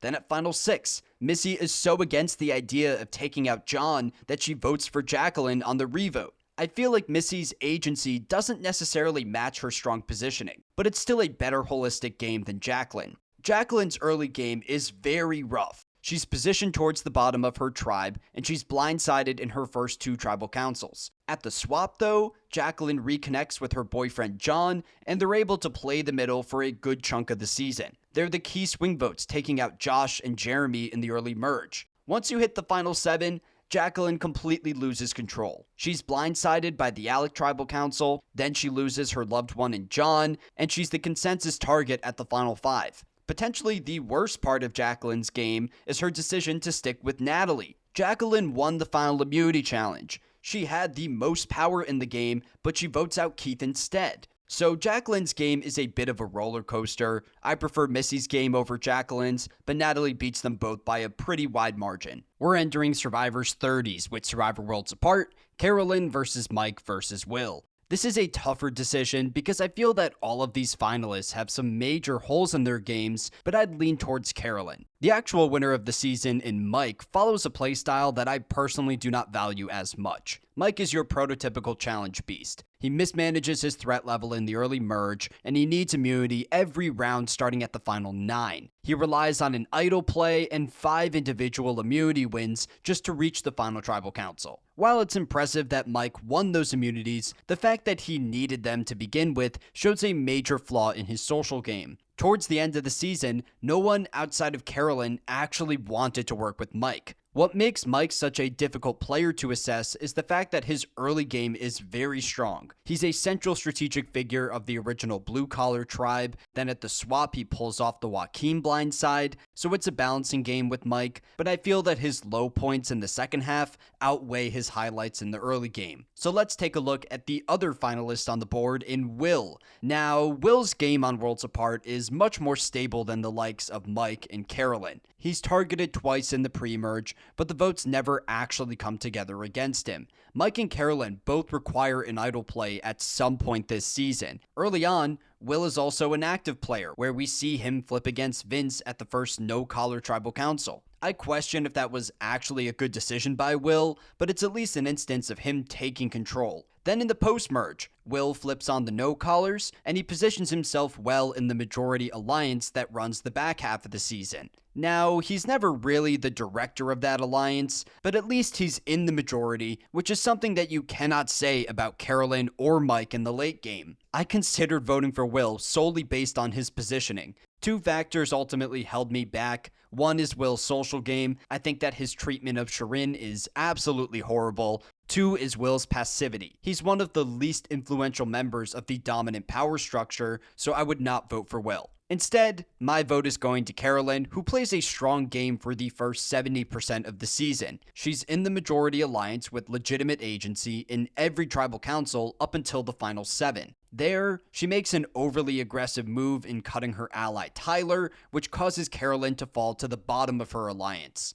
From that point forward, she's basically powerless. At the final 6, she's the consensus target, and she needs an idol to survive that round. At Final 5, she's never officially roped into the Sierra vote. Carolyn turns her game around at the Final 4, where Mike wins individual immunity and Carolyn convinces him to vote against Rodney. That allows Carolyn to participate in forced fire-making, which she wins. You need to credit Carolyn for her relationship with Mike and that Mike was willing to save her in that spot. The issue with Carolyn is that she did not want to take Mike that far in the season. Carolyn wanted to cut Mike, but by failing to accomplish that goal, Mike ends up bringing her to the end. So while Carolyn's endgame is a mixed bag, I think that her missteps aren't as brutal as Will or Mike, so I'd vote for Carolyn. Then we have one of the most strategically complex seasons in the history of the show in Survivor Second Chance, Jeremy versus Spencer versus Tasha. I'd vote for Jeremy here, but I think that Spencer puts up a really good fight. Spencer has moments where he outplays Jeremy in the post-merge, but Spencer's pre-merge is so much worse. He's well positioned for the Vetus vote in his first tribal council, but after that, the game flips against him, and he's on the bottom the rest of the way. His name is written down in 3 consecutive tribal councils. The post-merge is a different story for Spencer, as he's able to reintegrate back with the majority. He's the leader of the Steven vote at Final 9 that cuts one of Jeremy's closest allies. Then at Final 6, Spencer is the one who recognizes that Kimmy is flipping. Spencer probably plays the strongest post-merge game here, but I just can't pull myself to vote for him given the first third of the season. Tasha is kind of the flip version of Spencer, where her pre-merge is strong, but she fades into the background for the second half of the season. Early on, in the swap section of the game, Tasha is a key strategic player in convincing Abby Maria to flip over to her side to knock out PG and Varner. But then in the post-merge, Tasha loses a lot of agency. She's blindsided by the Kelly vote, blindsided again in the Steven vote, and once you hit the final 8, Tasha just attaches herself to Jeremy and follows his strategic ideas. She never considers flipping against him, which is a major misread on her end. This trio of Tasha, Jeremy, and Spencer all work together in the late game, but I feel that Tasha was the least influential in that group, so I wouldn't vote for her either. Then we get to Jeremy, who has the most consistent run on Cambodia of these finalists. He's in the majority for basically the entire season outside the Steven vote. Throughout Jeremy's game, he has consistent agency across his various voting blocks. He implements the meat shield strategy, preserving players like Savage and Joe to be taken out before himself. When Wentworth pulls off her famous idol play at Final 11, that minority alliance votes out Savage over Jeremy. I'd also give Jeremy a lot of credit for his connection to Tasha in the late game. Tasha knew that Jeremy was a threat. Jeremy had 2 flashy idol plays in front of the jury, but she still wanted to ride with him to the final tribal. Jeremy's game on Cambodia is very impressive. I think it's a fringe top 10 winning game, so he gets my vote. Next season is Survivor Kaoh Rong, Aubrey versus Ty versus Michelle. This was a very controversial outcome at the time of the season's airing. Most people thought that Aubrey deserved to win over Michelle, and I stand by that opinion. I think that Aubrey easily plays the best game of these 3. I've never been particularly high on Michelle's Kaoh Rong win. She spends most of the season on the bottom of her various alliances. She's not very well positioned for most of the pre-merge, and she lucks out in that her tribe wins every immunity challenge. Had Michelle attended a tribal council, she's in serious danger of going home. Then in the post-merge, she's initially in the majority, but she's blindsided by the Scott vote at Final 8, and from there, Michelle is completely powerless. She loses her closest allies in Julia and Jason, and by the time Michelle reaches the Final 5, she's the #1 target on the board. She relies on a Joe medevac and an immunity win to reach the final tribal. I'd also knock Michelle for her dependence on the juror removal advantage, where without that twist,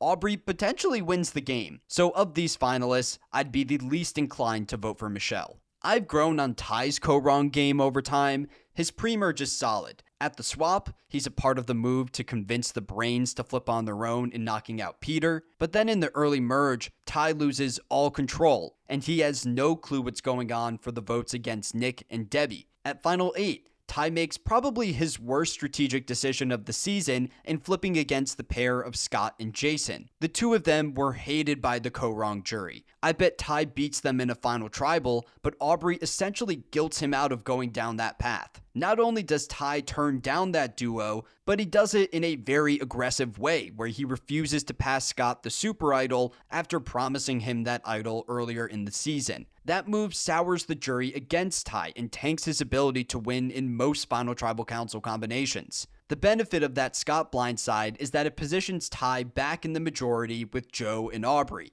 That trio runs the rest of the post-merge with the intent of riding together to the final tribal, which likely would have happened if not for the Joe medevac. So reflecting on Ty's game at large, I think its biggest pro is its stability. Both Michelle and Aubrey have rounds of the game where they rely on medevacs to survive. Tai never depends on external factors to the same extent. The big con with Tai's Kaoh run, and the reason why I wouldn't vote for him, is the Aubrey factor. I always felt that Aubrey was more so the central strategic figure of the post-merge. She's the one pulling together this majority alliance for the Nick vote at Final 10. She leads the Debbie blindside in the following round. She convinces Tai to flip against Scott and Jason, which was against his best interest. Then towards the end of the season, Aubrey serves as the glue of that alliance with Joe and Tai. Aubrey's Kaoh game catapults her into an elite tier of Survivor players for me, but there's still some low points here that would cause me to hesitate with my jury vote. Aubrey is poorly positioned on the original Brains tribe, and she's nearly taken out at the merge, where she's basically saved by the Neil medevac. This is a case where the quality of Aubrey's post-merge is enough for me to look past those missteps, so she gets my vote.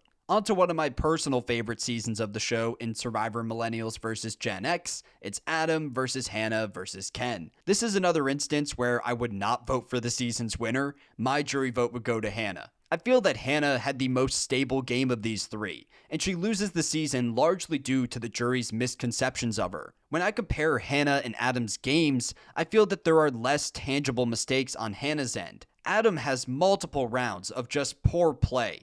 He's left out of the Mari vote in the first Millennial Tribal Council. In the early merge, he has the whole food smuggling situation with Taylor that makes him the target of the minority. At Final 5, he's blindsided by the Brett vote. Now, there are some impressive moves in Adam's run, like the Will Wall blindside, but those strategic plays still include Hannah. Hannah never experiences such drastic low points on the season. She's safely within the majority for most of her run. While Hannah's alliances feature Adam, I always felt that Hannah was positioned more towards the center of those groups. She's the glue of that four-person alliance that runs the late game, as we see her constantly talking Adam out of going after David. What's crazy is that Hannah is later ridiculed in the final tribal council for keeping David to the final four. I actually don't hate that decision. David was a massive threat to win the game, but he was a pretty poor challenge performer. He was the perfect person to cut at the end. Adam didn't perceive David the same way. He failed to gather the numbers against him for a large chunk of the post-merge. Had he succeeded in taking out David earlier in the game,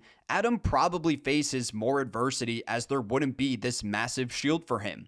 For some reason, the jury of this season credits Adam for the David boot, even though he failed to pull off that plan on multiple occasions. Based on what I saw on the show, David was taken out only when Hannah lit the green light. I just believe that Hannah was the better socially insulated player with more strategic agency. I spent all that time comparing Hannah and Adam, but Ken is still here. I personally wouldn't consider voting for Ken. I think that he spends most of the season operating as a strategic follower, working behind David. The times when Ken steps up strategically, he makes some pretty bad decisions. At Final 9, he decides to test Will's loyalty, which almost causes Will to flip against him. Ken was the least influential player in this final tribal council, so his inclusion doesn't change my decision. I'm voting for Hannah. Next up, it's Season 34, Survivor Game Changers, Brad versus Sarah versus Troyzan. I'd vote for Sarah here, and it's not particularly close. Sarah plays one of the most dynamic games in the history of the show, one where she's bouncing between alliances in the post-merge without ever burning her relationships in the process. Looking strictly at this final three, Sarah straight up outplays the pair of Brad and Troyzan. In the mid-merge, she knocks out many of their allies like Debbie at the final 11, then Sierra at the final 9. Sierra was one of Brad's closest allies, so it's really impressive that Sarah was able to not only orchestrate that blindside, but also trick Sierra into willing her the legacy advantage. The only real knock against Sarah's run on Game Changers is the final 6 where she needs immunity. Technically, Suri had the numbers to take out Sarah in a 3-2-1 vote, but that was also a spot where Sarah's legacy advantage was expiring. Sarah decided to play that round a bit more aggressively, knowing that she was safe at Tribal Council regardless. I think that Sarah plays a fringe top 10 winning game of all time, so my jury vote is locked for her, but between Brad and Troyzan, I'd say that Brad has the better performance, especially in the pre-merge. Brad is a central strategic figure of his original tribe. His work in that joint Tribal Council is incredible, where we see him leading the charge against Malcolm and convincing Ty to play his idol on Sierra. The The post-merge is a bit more turbulent for Brad. There's a couple rounds where he has no clue what's going on, but he reintegrates into the majority at Final 7, and he coasts to the final tribal from there. A lot of people remember Brad on Game Changers because he won 5 immunity challenges, so that's another thing to consider here. Then there's Troyzan, who didn't do much strategically on this season. He spends most of the game working behind Brad, who didn't have a lot of agency either. Troyzan never pulls off a move that separates himself from Brad, and by the final tribal, he knows that he's not winning. So like I said, I'm voting for Sarah here. That takes us to Survivor Triple H, Ben versus Chrissy versus Ryan. This was one of the tougher decisions for me, and it was a real toss-up between Chrissy and Ryan. I wouldn't vote for Ben in this final tribal. He has a strong pre-merge, one where he's calling shots from the majority, but he completely loses control in the back half. He's the consensus target every round starting at the final 7, and he relies on 3 straight idols and the introduction of the Force Fire-Making Challenge just to reach the final tribal council. Even in those rounds where Ben has immunity, I think that he plays suboptimally. His decision to use his idol before the vote at the final 6 removes that element of surprise, and it pushes the power back in the hands of the majority. What distinguishes Ben's win on Triple H from Mike's win on Worlds Apart for me is the fact that Ben never dismantles the majority from the bottom. He has a flashy idol play at Final 7 that takes out Lauren, but outside that move, he's operating with almost no strategic agency. That leaves Chrissy and Ryan. The two of them actually play very similar games in the post-merge. They're initially in the majority alliance between the Heroes and Hustlers, picking off the members of the Healers tribe. That alliance flips against them at the final 9 with the JP vote, and they're on the outside of the Joe Blind side at final 8. From there, Chrissy and Ryan locked down a final 3 with Devin that was primed to reach the final tribal council had it not been for Ben idling his way to the end. Now, I think that Ryan deserves slightly more credit than Chrissy for that late game stretch as he built a stronger relationship with Devin. So the post-merge is a point in favor of Ryan, but Chrissy has the much more solid pre-merge. In the swap section of the game, she pulls Ryan away from his number 1 ally in the Rourke vote. That move destroys one of Ryan's closest connections in the game, and it forces him to cut ally in the following round. It's a clear example of Chrissy pulling one over on Ryan. In a final tribal council where 2 contestants have such similar post-merge resumes, I need to fall back on the pre-merge, which would lead me to vote for Chrissy. Next up, we have Survivor Ghost Island, Dom versus Laurel versus Wendell. Just like the real final tribal, this is just a battle between Dom and Wendell. I would not consider Laurel with my jury vote. She connects with Wendell and Dom in the swap section of the game, but her decisions within that group are pretty misguided. She constantly caves to their strategic interests, the biggest example being the final 8, where she passes up the opportunity to cut Wendell. Once the numbers dwindle to that core alliance, Laurel is outplayed by the other 2 guys, and she's essentially forced into taking out her ally Donathan at the final 5. So with Laurel out of the picture, it's between Dom and Wendell. I think that Wendell is the better holistic player here. I'd have more confidence in him winning any random season, but when you narrow the focus to just Ghost Island, I gotta say, I think that Dom plays the better game. I always perceived Dom as the player more out in front with that alliance. At the second swap, he's one of the players throwing the challenge to knock out Bradley. In the early merge, he leads the charge against his rival Chris Noble. Later on at the final 6, Dom bluffs with the fake idol in order to take out Seabass. On top of all that, Dom is generally safer throughout his run on Ghost Island. Wendell is nearly taken out at the final 8, and he potentially needs immunity at final 6 and final 5. In other words, Dom never had the opportunity to take the shot at Wendell in the late game, but the second that door opened, he throws Wendell into fire making. Wendell had that chance to strike against Dom at final 6, and he doesn't do it. The main factor in favor of Wendell for me is his role in that Nvidia alliance. Wendell felt more like the glue of that group, the player keeping most of its members loyal, especially Laurel. It's no surprise that all of those allies voted for Wendell in the final tribal council because he took the time to build those relationships. So you can't go wrong with either option here, but I'd vote for Dom. Moving ahead to a modern classic, Survivor David versus Goliath, Angelina versus Mike versus Nick. This is a tight race between Nick and Mike, but I'd lean towards Mike for the consistency of his game. Nick has the highest peak of these finalists, which happens in the early merge where he's a pivotal strategic figure in flipping the game in the David's favor. He leads the legendary John Hennigan blindside at Final 12, taking him out through a minority vote split.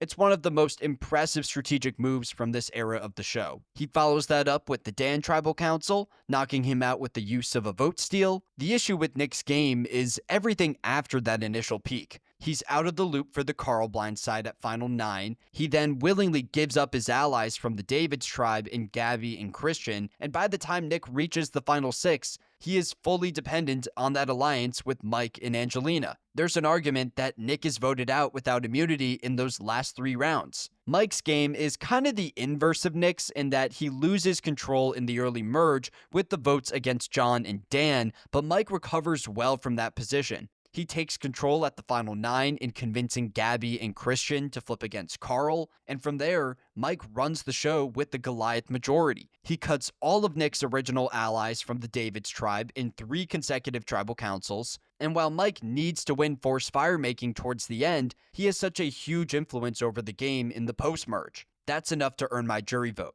Angelina is also here, but she was never a real contender for me. Throughout the post-merge, Angelina is used as a scapegoat by her various alliances. Her name is offered up by the Goliaths at Final 13 and Final 12, which reveals some pretty poor positioning on her end. She later attempts to gain favor with the Davids by cutting Alec at Final 10, only for them to vote out Carl behind her back in the following round. Angelina bounces back at the Final 8 through that alliance with Mike and Nick, but she's the least instrumental member of that group. She's often following the strategic demands of her allies, and when Angelina tries to separate her game, she makes some very questionable moves. Her decision to plant a fake idol on Allison at Final 5 only serves to burn Allison's jury vote. So in the battle between Nick and Mike, I'd vote for Mike here. Then it's Survivor Edge of Extinction, Chris versus Gavin versus Julie. I'm not voting for Chris here. I think that Chris's win on EOE is the worst winning game in the history of the show. It's a game that's fully dependent on production-infused twists, as Chris is voted out in episode 3, and he relies on the introduction of the Edge of Extinction to earn a spot back in the game. Even after his return, Chris plays suboptimally. He's got one impressive move at the Final 6 where he convinces Lauren to play her idol on him, but he needs to use an idol on himself in the following round. That's not even an idol that Chris acquired in the game. It was handed to him by production as a reward for winning the Edge of Extinction challenge. The fact that Chris was voted out at all automatically disqualifies him from earning my jury vote, but his gameplay in that final stretch solidifies my decision. Between Gavin and Julie, this is an easy vote for Gavin. Julie's game on EOE is an absolute roller coaster. She's constantly falling in and out of the majority, and the times where Julie is in the know, it's more so due to the social work of her ally Ron. In other words, Julie's strategic peak on this season is a second-in-command role. Her low points in the post-merge generally overshadow those moments for me. She's left out of the votes against Eric, Wentworth, Wardog, and Ron. While she eventually navigates back into the majority, that's really only due to her reputation as an easy beat. She was the player who everyone wanted to ride with to the final tribal. That leaves us with Gavin, who doesn't dominate the game strategically by any means, but it's still the best performance on the board. Gavin is a player that's in the majority for most of the season, and he never faces any real individual adversity. His name is never written down in a tribal council. I feel that Gavin was always perceived as a valuable ally by a lot of the big players on the season like Victoria, and those relationships offer him a lot of safety, but also valuable information. Outside of the Wentworth vote, Gavin is a part of the consensus plan at every tribal council. Now, he's never really directing the ship.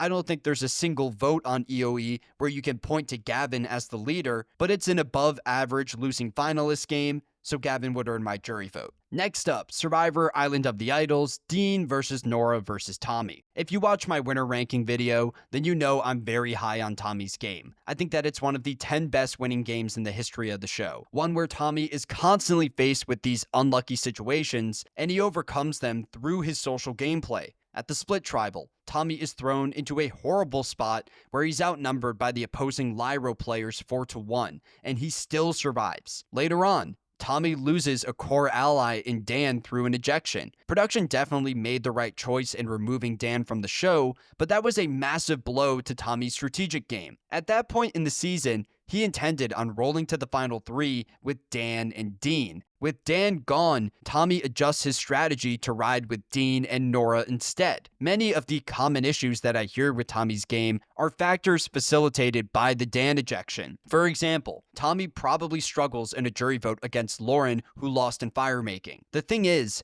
Tommy never intended on bringing Lauren that far into the game. She was pushed one spot closer to the final tribal when Dan went out. Beyond that, Tommy was just the central strategic force of the post-merge. His group takes control at the final 9, primarily due to Tommy's move in the split tribal, and from there, he runs the show with Lauren, but he's tactical in terms of the order of their eliminations. Tommy convinces Lauren to knock out many of her secondary allies so that by the time they reach the endgame, almost everyone left is more loyal to Tommy than Lauren. It's an all-time win for me, but we can still hit on the other finalists here. Between Dean and Nora, I'd say that Dean plays the stronger game. He's on the outside of his original Lyro tribe and the swap Lyro tribe. He actually needs an idol played on him from Kelly Kim right before the merge. But then in the post-merge, Dean aligns with Tommy, and that's where his game starts to turn around. The issue with Dean is that he never pulls off a move over Tommy that makes up for his atrocious pre-merge. As for Nora,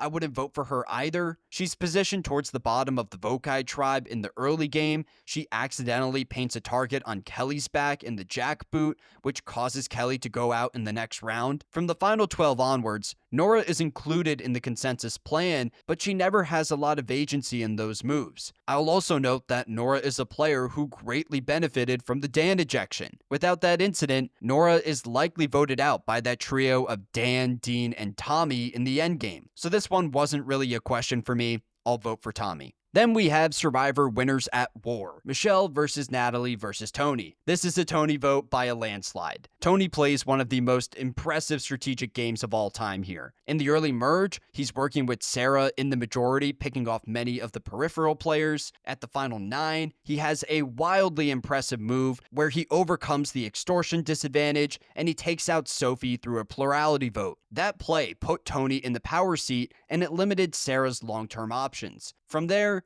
Tony runs the game with his main alliance. He overcomes massive obstacles like Natalie returning from the edge of extinction and immediately painting a target on his back. To be honest, Michelle and Natalie just aren't that close for me. Natalie is the first person voted out of the game, and she relies on the edge of extinction twist to return, which basically disqualifies her for me. Even beyond that, Natalie's play once back in the game is pretty bad. She tells Tony that she's going after him, she needs immunity at Final 6, and she only survives through an idol play. Then at Final 4, she wins individual immunity, and she doesn't put herself up against Tony in firemaking. I'm normally not the type of person to criticize firemaking decisions, but we need to remember that Natalie spent most of the game alongside the jury on the edge. She got a blueprint on how to win the season, and she just doesn't take the opportunity. Michelle has a stronger holistic game than Natalie, but it's still not great. Michelle spends most of the post-merge on the bottom, completely oblivious to what's going on. Off the bat, she loses a core ally in Wendell. She navigates back into the majority for a couple rounds, but starting at the final 8, Michelle is just out of the loop. She's blindsided in 3 consecutive votes against Kim, Jeremy, and Nick. Going into the final 5, Michelle was in a spot where she needed to win out, but her game is largely saved by Natalie returning from the edge. So I've said before on this page that I consider Tony the greatest player of all time. He's getting my jury vote here. We're jumping into the new era with Survivor 41, Deshawn versus Erica versus Xander. Now, if you asked me about this final 3 at the time of the finale, I would not have voted for Erica. At that point, I thought that Erica was one of the luckiest winners in the history of the show. I believed that she was on the bottom of the Luvu tribe in the pre-merge. I also thought that she was saved by the Hourglass twist at the Mergatory. Post-game press completely shifted my opinion of Erica's game, and I now look at her run as a top 20 win. Deshawn revealed post-season that the attempted throne challenge by the Luvu tribe was meant to knock out Sydney, not Erica. It's also been reported post-season that Erica faced adversity at the Mergatory because she was isolated from the rest of the tribe. The hourglass twist did more to harm Erica's game than actually help it. Looking beyond those hurdles, Erica helps orchestrate the sham blindside at Final 8, and she runs the game from there. She creates this alliance with the likes of Ricard, Heather, and Xander that controls the back portion of the season. Towards the end, she tricks Xander into taking her to the final tribal, which is very impressive. I remember that at the time of the finale, there were many people claiming that Xander should have won the season, but I don't find his game on 41 all that great. He's positioned towards the bottom of the Yase tribe in the pre-merge, and he's probably taken out if they ever go back to tribal. In the early merge, he's positioned on the bottom as he loses many of his Yase allies like Tiffany at Final 11 and Evie at Final 9. It's also worth noting that Xander had an extra vote that he could have used to save Evie in the split tribal, but he let them go, which is pretty rough. Xander turns his game around at the Final 8 with the sham blindside, and he's comfortably in the majority from there. While Xander deserves credit for his safety in that final stretch, many players reported postseason that Xander wasn't targeted at that point because he was perceived as an easy beat. Plus, you have Xander making the crucial mistake of bringing Erica to the final tribal, so I wouldn't vote for him.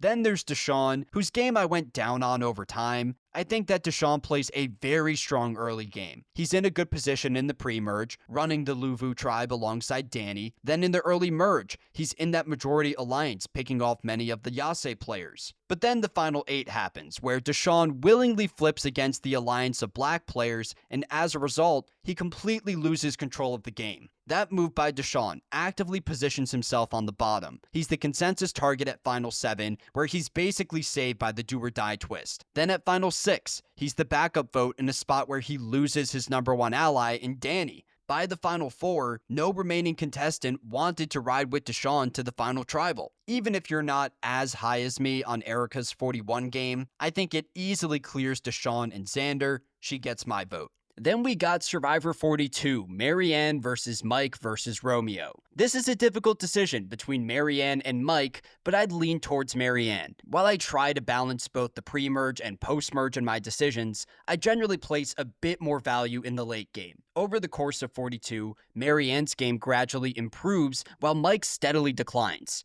Early on, Marianne is positioned towards the bottom of the Taku tribe, and she's likely voted out if they go to another tribal. That's not great, but Marianne's poor positioning is somewhat facilitated by Jackson leaving the game in the premiere. Without that situation, Marianne has another target to push in front of herself. Even in the early merge, Marianne is on the bottom, scraping by on the outside of the main power structure and surviving primarily through her relationship with Omer. Marianne's game doesn't really turn around until the Final 8, where the Taku start running the show. But that shift in power originates more from the strategic work of Omer. A key factor that elevates Marianne ahead of Mike for me is the fact that she has a tangible strategic move on her resume, that being the Omer blindside. At the Final 6, Marianne knocks out the season's best strategic player through a plurality vote. It's one of the best strategic moves by any New Era winner. Then at Final 5, Marianne tricks Mike into using his idol on her, which allows Marianne to pull off that flashy move of revealing her own idol at the final tribal. On top of all that, Marianne convinces Romeo to bring her to the final tribal, despite her high win equity. Marianne's late game run is one of the best stretches by any Survivor winner,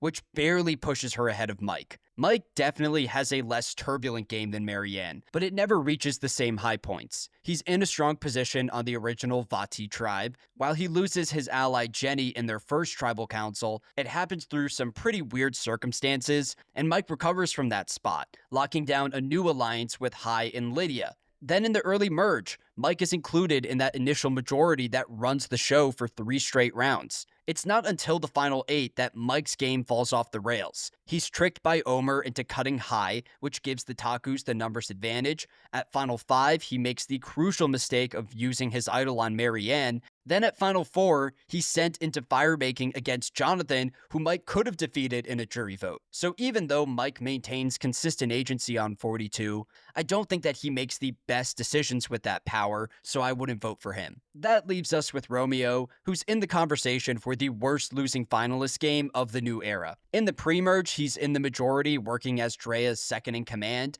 but everything falls apart for him in the second half. Romeo attends 8 tribal councils in the post-merge, and he's completely out of the loop for 4 of them. To make matters worse, Romeo had connections to those players in the majority, but they chose to exclude him from their various plans. In the early merge, Drea is roped into the dominant alliance of all the big threats.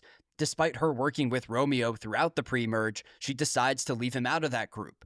Romeo finally gets back into the majority around the final 6, but it's just too little too late. Even in that position, Romeo's name is used as the backup vote in the Omerblind side. So like I said, this is a tight race between Marianne and Mike, but I'd vote for Marianne. That takes us to probably the most controversial winning game of the new era. It's Survivor 43, Cassidy versus Gabler versus Owen. I'm not high on any of these games. Survivor 43, to me, felt like one of those seasons where all of the big players cannibalized each other. You had Cody, Carla, and Jesse all going out in that final stretch, and were left with some pretty mediocre options on the table. Between these finalists, I guess I'd vote for Gabler. Owen isn't even in the conversation for my jury vote. His post-merge is a complete disaster, especially at the beginning. He's immediately positioned on the bottom, getting left out of the Ellie vote and the Dwight vote. At Final 11, his name is used as the backup plan where Janine is taken out. He's then blindsided again at the Final 8 where Noelle goes home. And while Owen recovers around the Final 6 and works his way back into this new alliance with Cassidy and Gabler, it's just not enough for me.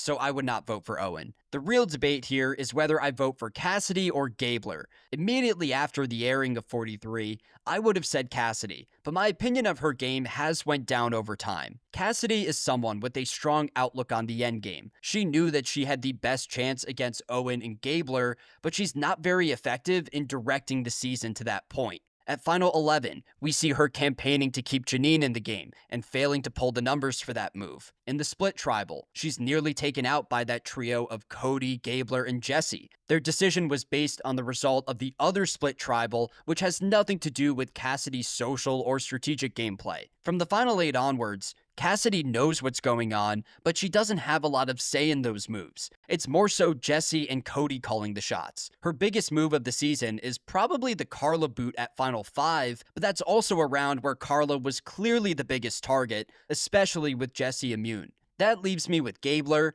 and I wouldn't be too excited to vote for him, but I think that he plays the best holistic game of these finalists. His premiere is ridiculous as he tells the rest of the tribe that he plans on using his shot in the dark in their first tribal council, but Gabler turns his game around at the Mergatory, where he's the leader of the Ellie vote. Gabler has a tangible strategic move on his resume, which is something that I cannot say about Owen or Cassidy. Gabler is then excluded from the Dwight vote at Final 12, which is not great, but he recovers from that round by aligning with the pair of Jesse and Cody. That trio dictates a large chunk of the post-merge, and while Gabler holds the least amount of agency in that alliance, he's still working at the center of the power structure. So of these finalists, I'd say that Cassidy is the best overall player, but with my jury vote, I'd go with Gabler. Moving on to Survivor 44, it's Carolyn versus Heidi versus Jam Jam.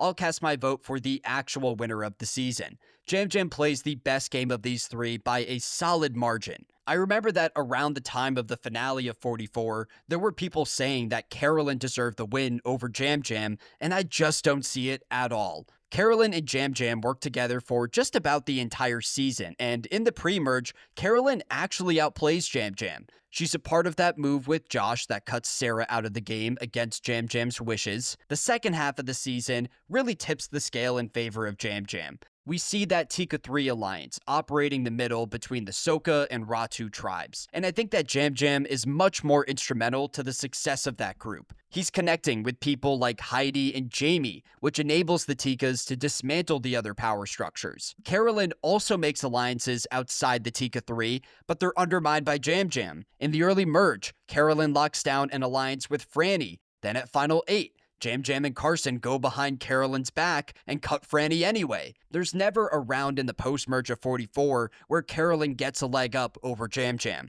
It felt like she was more so taken through the game than actively carving her own path. At the Final 6, we see Jam Jam and Carson playing the middle where they elect to cut Jamie over Carolyn. While it's impressive that Carolyn developed those bonds that helped her survive that round, it still reveals some poor positioning on her end. So I think that Jam Jam deserved to win this season, but I will say that Carolyn probably deserves second place. I think that she plays a much better game than Heidi, who was out of the loop for a good stretch of the post-merge. At Final 8, she unnecessarily flips on her ally Danny in a spot where no one else was looking to vote out Danny. She then rebuilds her alliance with Danny and loses him in the following round. In that last section of the game, Heidi is just working towards the strategic interests of the Tikas without ever fully gaining their trust. By the final 4, I don't think that any of those Tikas actually wanted to take her to the end. So like I said, my jury vote would go to Jam Jam. Then it's Survivor 45, Austin versus D versus Jake. I'd vote for D here. I look at D as the best overall player from the new era with the best winning game. With that said, I feel that Austin is sometimes underrated as a losing finalist. Prior to the final 7, Austin has a slightly better game than D. They're both members of that Reba 4 alliance that runs the pre-merge. At the swap, we see Austin connecting with Emily and pulling her over to the Reba's side. By picking up Emily as a loyal ally, the Rebas dominate those early merge rounds, picking off the likes of Kelly, Kendra, and Bruce. That Kelly vote in particular is one that D did not want to see through, and she strong-armed into it by the pair of Austin and Drew. For me, it's the final stretch of 45 that elevates D ahead of Austin. At Final 7, she helps orchestrate the Emily blindside, a move that undermines Austin by cutting one of his closest allies, while also setting up D with more paths to the final tribal. Going into the final 6, D had Austin, Drew, and Julie all working to take her to the end in a spot where she probably beats any of them in a jury vote. D then goes behind Austin's back in gathering the numbers against Drew. Now, it's worth acknowledging that D is not as safe as Austin in her navigation through the season. She's nearly taken out at Final 5 if not for Katurah getting paranoid at the last second in the voting booth. She's also a top target at Final 4 where she's likely thrown into fire making without the immunity necklace. So even though D struggles in terms of threat level management, Austin never weaponizes that aspect of her game against her. Jake made it to this final 3 as well. He was my preseason winner pick for 45, but I think that he has one of the worst losing finalist games of the new era. Jake is a player with many correct strategic reads, but he just doesn't have the social capital to actually make those moves happen. In the post-merge of 45, Jake is shown constantly failing to achieve his desired outcome. In the split tribal, he can't save his new ally Caleb. At Final 10, his fellow allies turn against him, and he's out of the loop for the Kelly vote. At Final 8, his name is used as the backup plan in the Bruce elimination. Through all of this, Jake remains self-aware. He knows that he will need some kind of flashy play to impress the jury, and he almost pulls off that move at the Final 5. In that round, he protects Katurah with an idol, and they theoretically have the numbers to take out D, only for Katurah to mess it up at the 11th hour. I think that Jake is a better player than his performance on 45 may suggest, but with my jury vote, I'm rolling with D, and it's not that close. Then we got Survivor 46, Ben versus Charlie versus Kenzie. When we covered this season on the Survivor Analytics podcast, I was adamant that Charlie deserved the win, and a year later, I stand by that opinion. Charlie pulls off one of the best losing finalist games in the history of the show, one where he perfects the art of positioning through his active gameplay. I know that the common criticism of Charlie's run on 46 is that he simply hid behind Maria, but I don't think that's true. Rather, it's the opposite. In the pre-merge, we see Charlie bonding with the men of the original Siga tribe while Maria connects with the women. When Siga finally attends a tribal council in episode 5, it's Charlie getting his way. He convinces Maria to not only flip on the women, but also use her extra vote in the process. Essentially, Charlie dupes Maria into cutting her secondary allies while he keeps his other pawns in the game like Ben. Throughout the merge, Charlie is a pivotal strategic figure, working in the majority alliance. He makes conscious efforts to align with players outside his original group, while also propping up Maria as this big threat to be taken out later in the game. At Final 8, Charlie allows Maria to take the lead on the Tiffany vote, knowing that it will peak her threat level in the process. That decision, combined with Charlie's broad connections, pay major dividends at the Final 6. In that round, Maria attempts to turn on Charlie, only for him to gather the numbers against her ally Q. On top of all of Charlie's strategic achievements, he plays a solid social game. When Ben wins the final immunity challenge, he decides to bring Charlie to the end due to the bond that they developed on the island. Even though I'd vote for Charlie, I still look at Kenzie as a middle tier winner of Survivor. In my latest winner ranking, I put Kenzie in my section dominance tier for her work in the pre-merge. Kenzie runs the original Yanu tribe alongside Tiffany, as they knock out the likes of Jelinski, Jess, and Banu. It's worth acknowledging the impact of the random medevac on Kenzie's game. In episode 3, Yanu loses its third consecutive immunity challenge, and they're about to attend tribal council until Randon is pulled from the game for a back injury. This is important because Yanu loses immunity in the next episode. Without that medevac, Kenzie attends a tribal council with Tiffany and Q, where Tiffany is the player operating the middle. I don't know who Tiffany votes out in that spot, but Kenzie is in serious danger. Then in the post-merge, Kenzie is initially a member of the majority, voting out some of the Nami contestants. She plays a key role in the Hunter blindside, as Hunter claims post-season that he did not use his idol due to his trust in Kenzie. But then you get to the final 8, where Kenzie is blindsided by the Tiffany vote, losing her number 1 ally. From there, she navigates into that majority alliance with Charlie, Liz, and Ben that runs the endgame, but I never felt that Kenzie was the head strategic figure of that group. Most people will remember Kenzie, the Survivor winner, for her social game, but even that aspect of her resume is a bit overrated. At Final 4, Ben takes Charlie to the final tribal over Kenzie. It felt like Kenzie's social prowess never materialized in legitimate agency. Of these finalists, Ben is the last person who I would vote for. There's never a round on Survivor 46 where Ben seizes control of the game. For most of the season, Ben is cruising round to round, working as a strategic follower of Charlie. Despite that stable alliance, Ben still stumbles through multiple tribal councils. He's blindsided by the Tim vote in the split tribal. Then in the early merge, he's in the majority alliance, but he's positioned towards the periphery of that group. Then at Final 7, Ben is roped into the plan to cut Venus, but at tribal council, he inexplicably throws his vote onto Kenzie. Ben later admits that this vote was an accident, and Kenzie calls him out for it. So for me, Ben was too passive in his navigation through the season. I'm casting my jury vote for Charlie. We can move on to Survivor 47. It's Rachel versus Sam versus Sue. In this scenario, I'd vote for Sam, but it's close. I see this final 3 as one of the weakest of the new era. This is brought up in the finale, but Survivor 47 is one of those seasons where there wasn't really a dominant alliance running the game. Players were constantly moving in and out of the majority, so you end up with this weird final 3 where none of the contestants feel like consistent strategic forces. All of them are absolutely blindsided at some point in the season, and all of those blindsides came at the expense of their number 1 allies. Going down the line, Rachel loses Annika in the pre-merge, Sam loses Sierra at Final 11, and even Sue loses Gabe at the Final 9.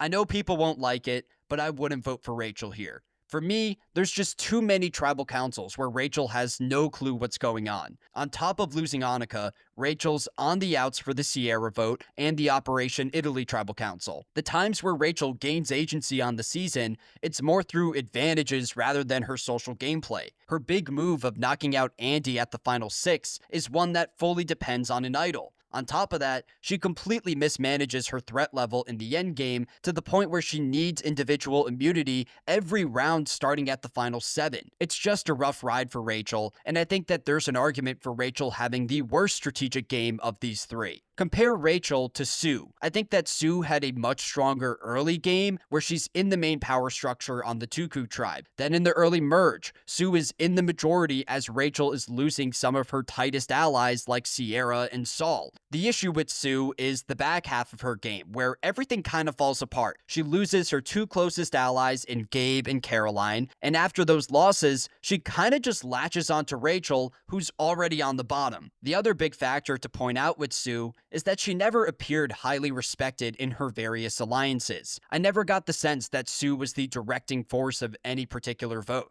Postseason, she takes credit for the Andy blindside, but I see that as a move led more by Rachel because they needed her idol. On the positive side, I'd credit Sue for her safety within the game, where outside that first Tuku Tribal Council, she is never seriously targeted. I'd say that Sue had the cleanest route to the end, but it's also the least dominant of these 3. That takes us to Sam, who barely squeaks out my jury vote. Sam's pre-merge game is probably the best here. In the second Gada Tribal Council, Sam is the lead strategist pulling Andy and Sierra together to vote out Annika. That's a clear instance of Sam straight up outplaying Rachel. Like the other players, his game shatters in the post-merge. He's pretty powerless between the final 11 and final 8. His name is used as the backup vote in the Sierra blind side, but at final 7, he's in on the Operation Italy Tribal Council, taking Caroline out of the game. Now, I generally credit Andy the most for that move, but Sam was still a factor in that vote, and it's the best strategic play of the entire season. That tribal council also marked the second time where Sam got the best of Rachel, which plays into this decision as well. I just feel that Sam's high points on 47 are the most impressive, and his low points were never so disastrous to the extent that he needed immunity, so Sam would get my vote.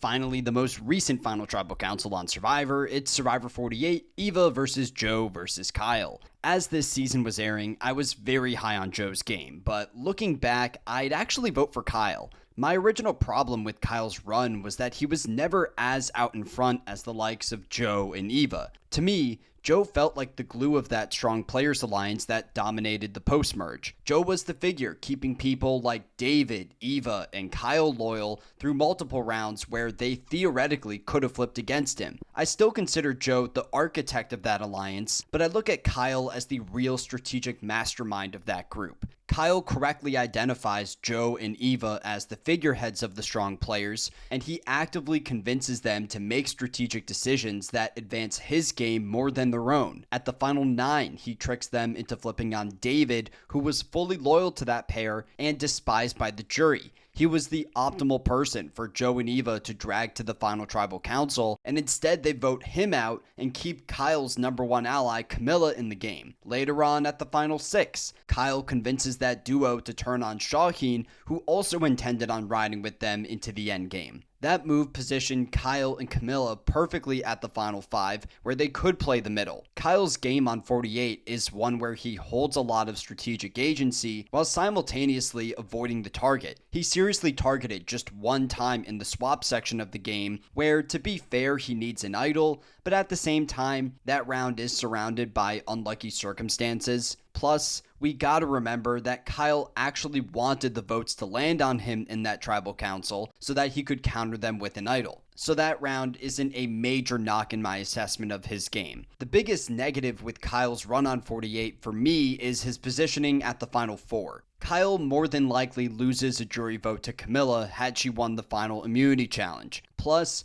every other player at that point in the season intended on throwing Kyle into fire making. Now, I'll credit Kyle for his killer instinct in the endgame, as he was willing to put Camilla into fire, but it's still not great that there was a legitimate losing combination on the board for him. As for Joe and Eva, their games share many of the same strengths and weaknesses. I mentioned the David and Shaheen boots earlier, which are blemishes on both of their resumes. Between them, I'd say that Eva plays the slightly stronger social game, but Joe has the better strategic performance. Joe lost a lot of respect from the jury with his constant focus on the principles of honor and integrity. In retrospect, I think that some of Joe's strategic agency on 48 originated from the fact that everyone knew that he could not win a jury vote. Still, I think that Joe had more sway in the strategic decisions of that partnership, even when those decisions were occasionally misguided. But anyways, Kyle plays the most optimal strategic game of these 3, so he earns my jury vote. So there it is, my picks for every Final Tribal Council of US Survivor. If you followed along with this series, thank you so much for your support. Make sure that you follow Survivor Analytics on all platforms, where we cover 3 seasons of the show per year. I also release a player ranking for each of those seasons. If you want to see more long-form rankings like this, let me know some of your ideas in the comments section below. But again, thank you so much for listening.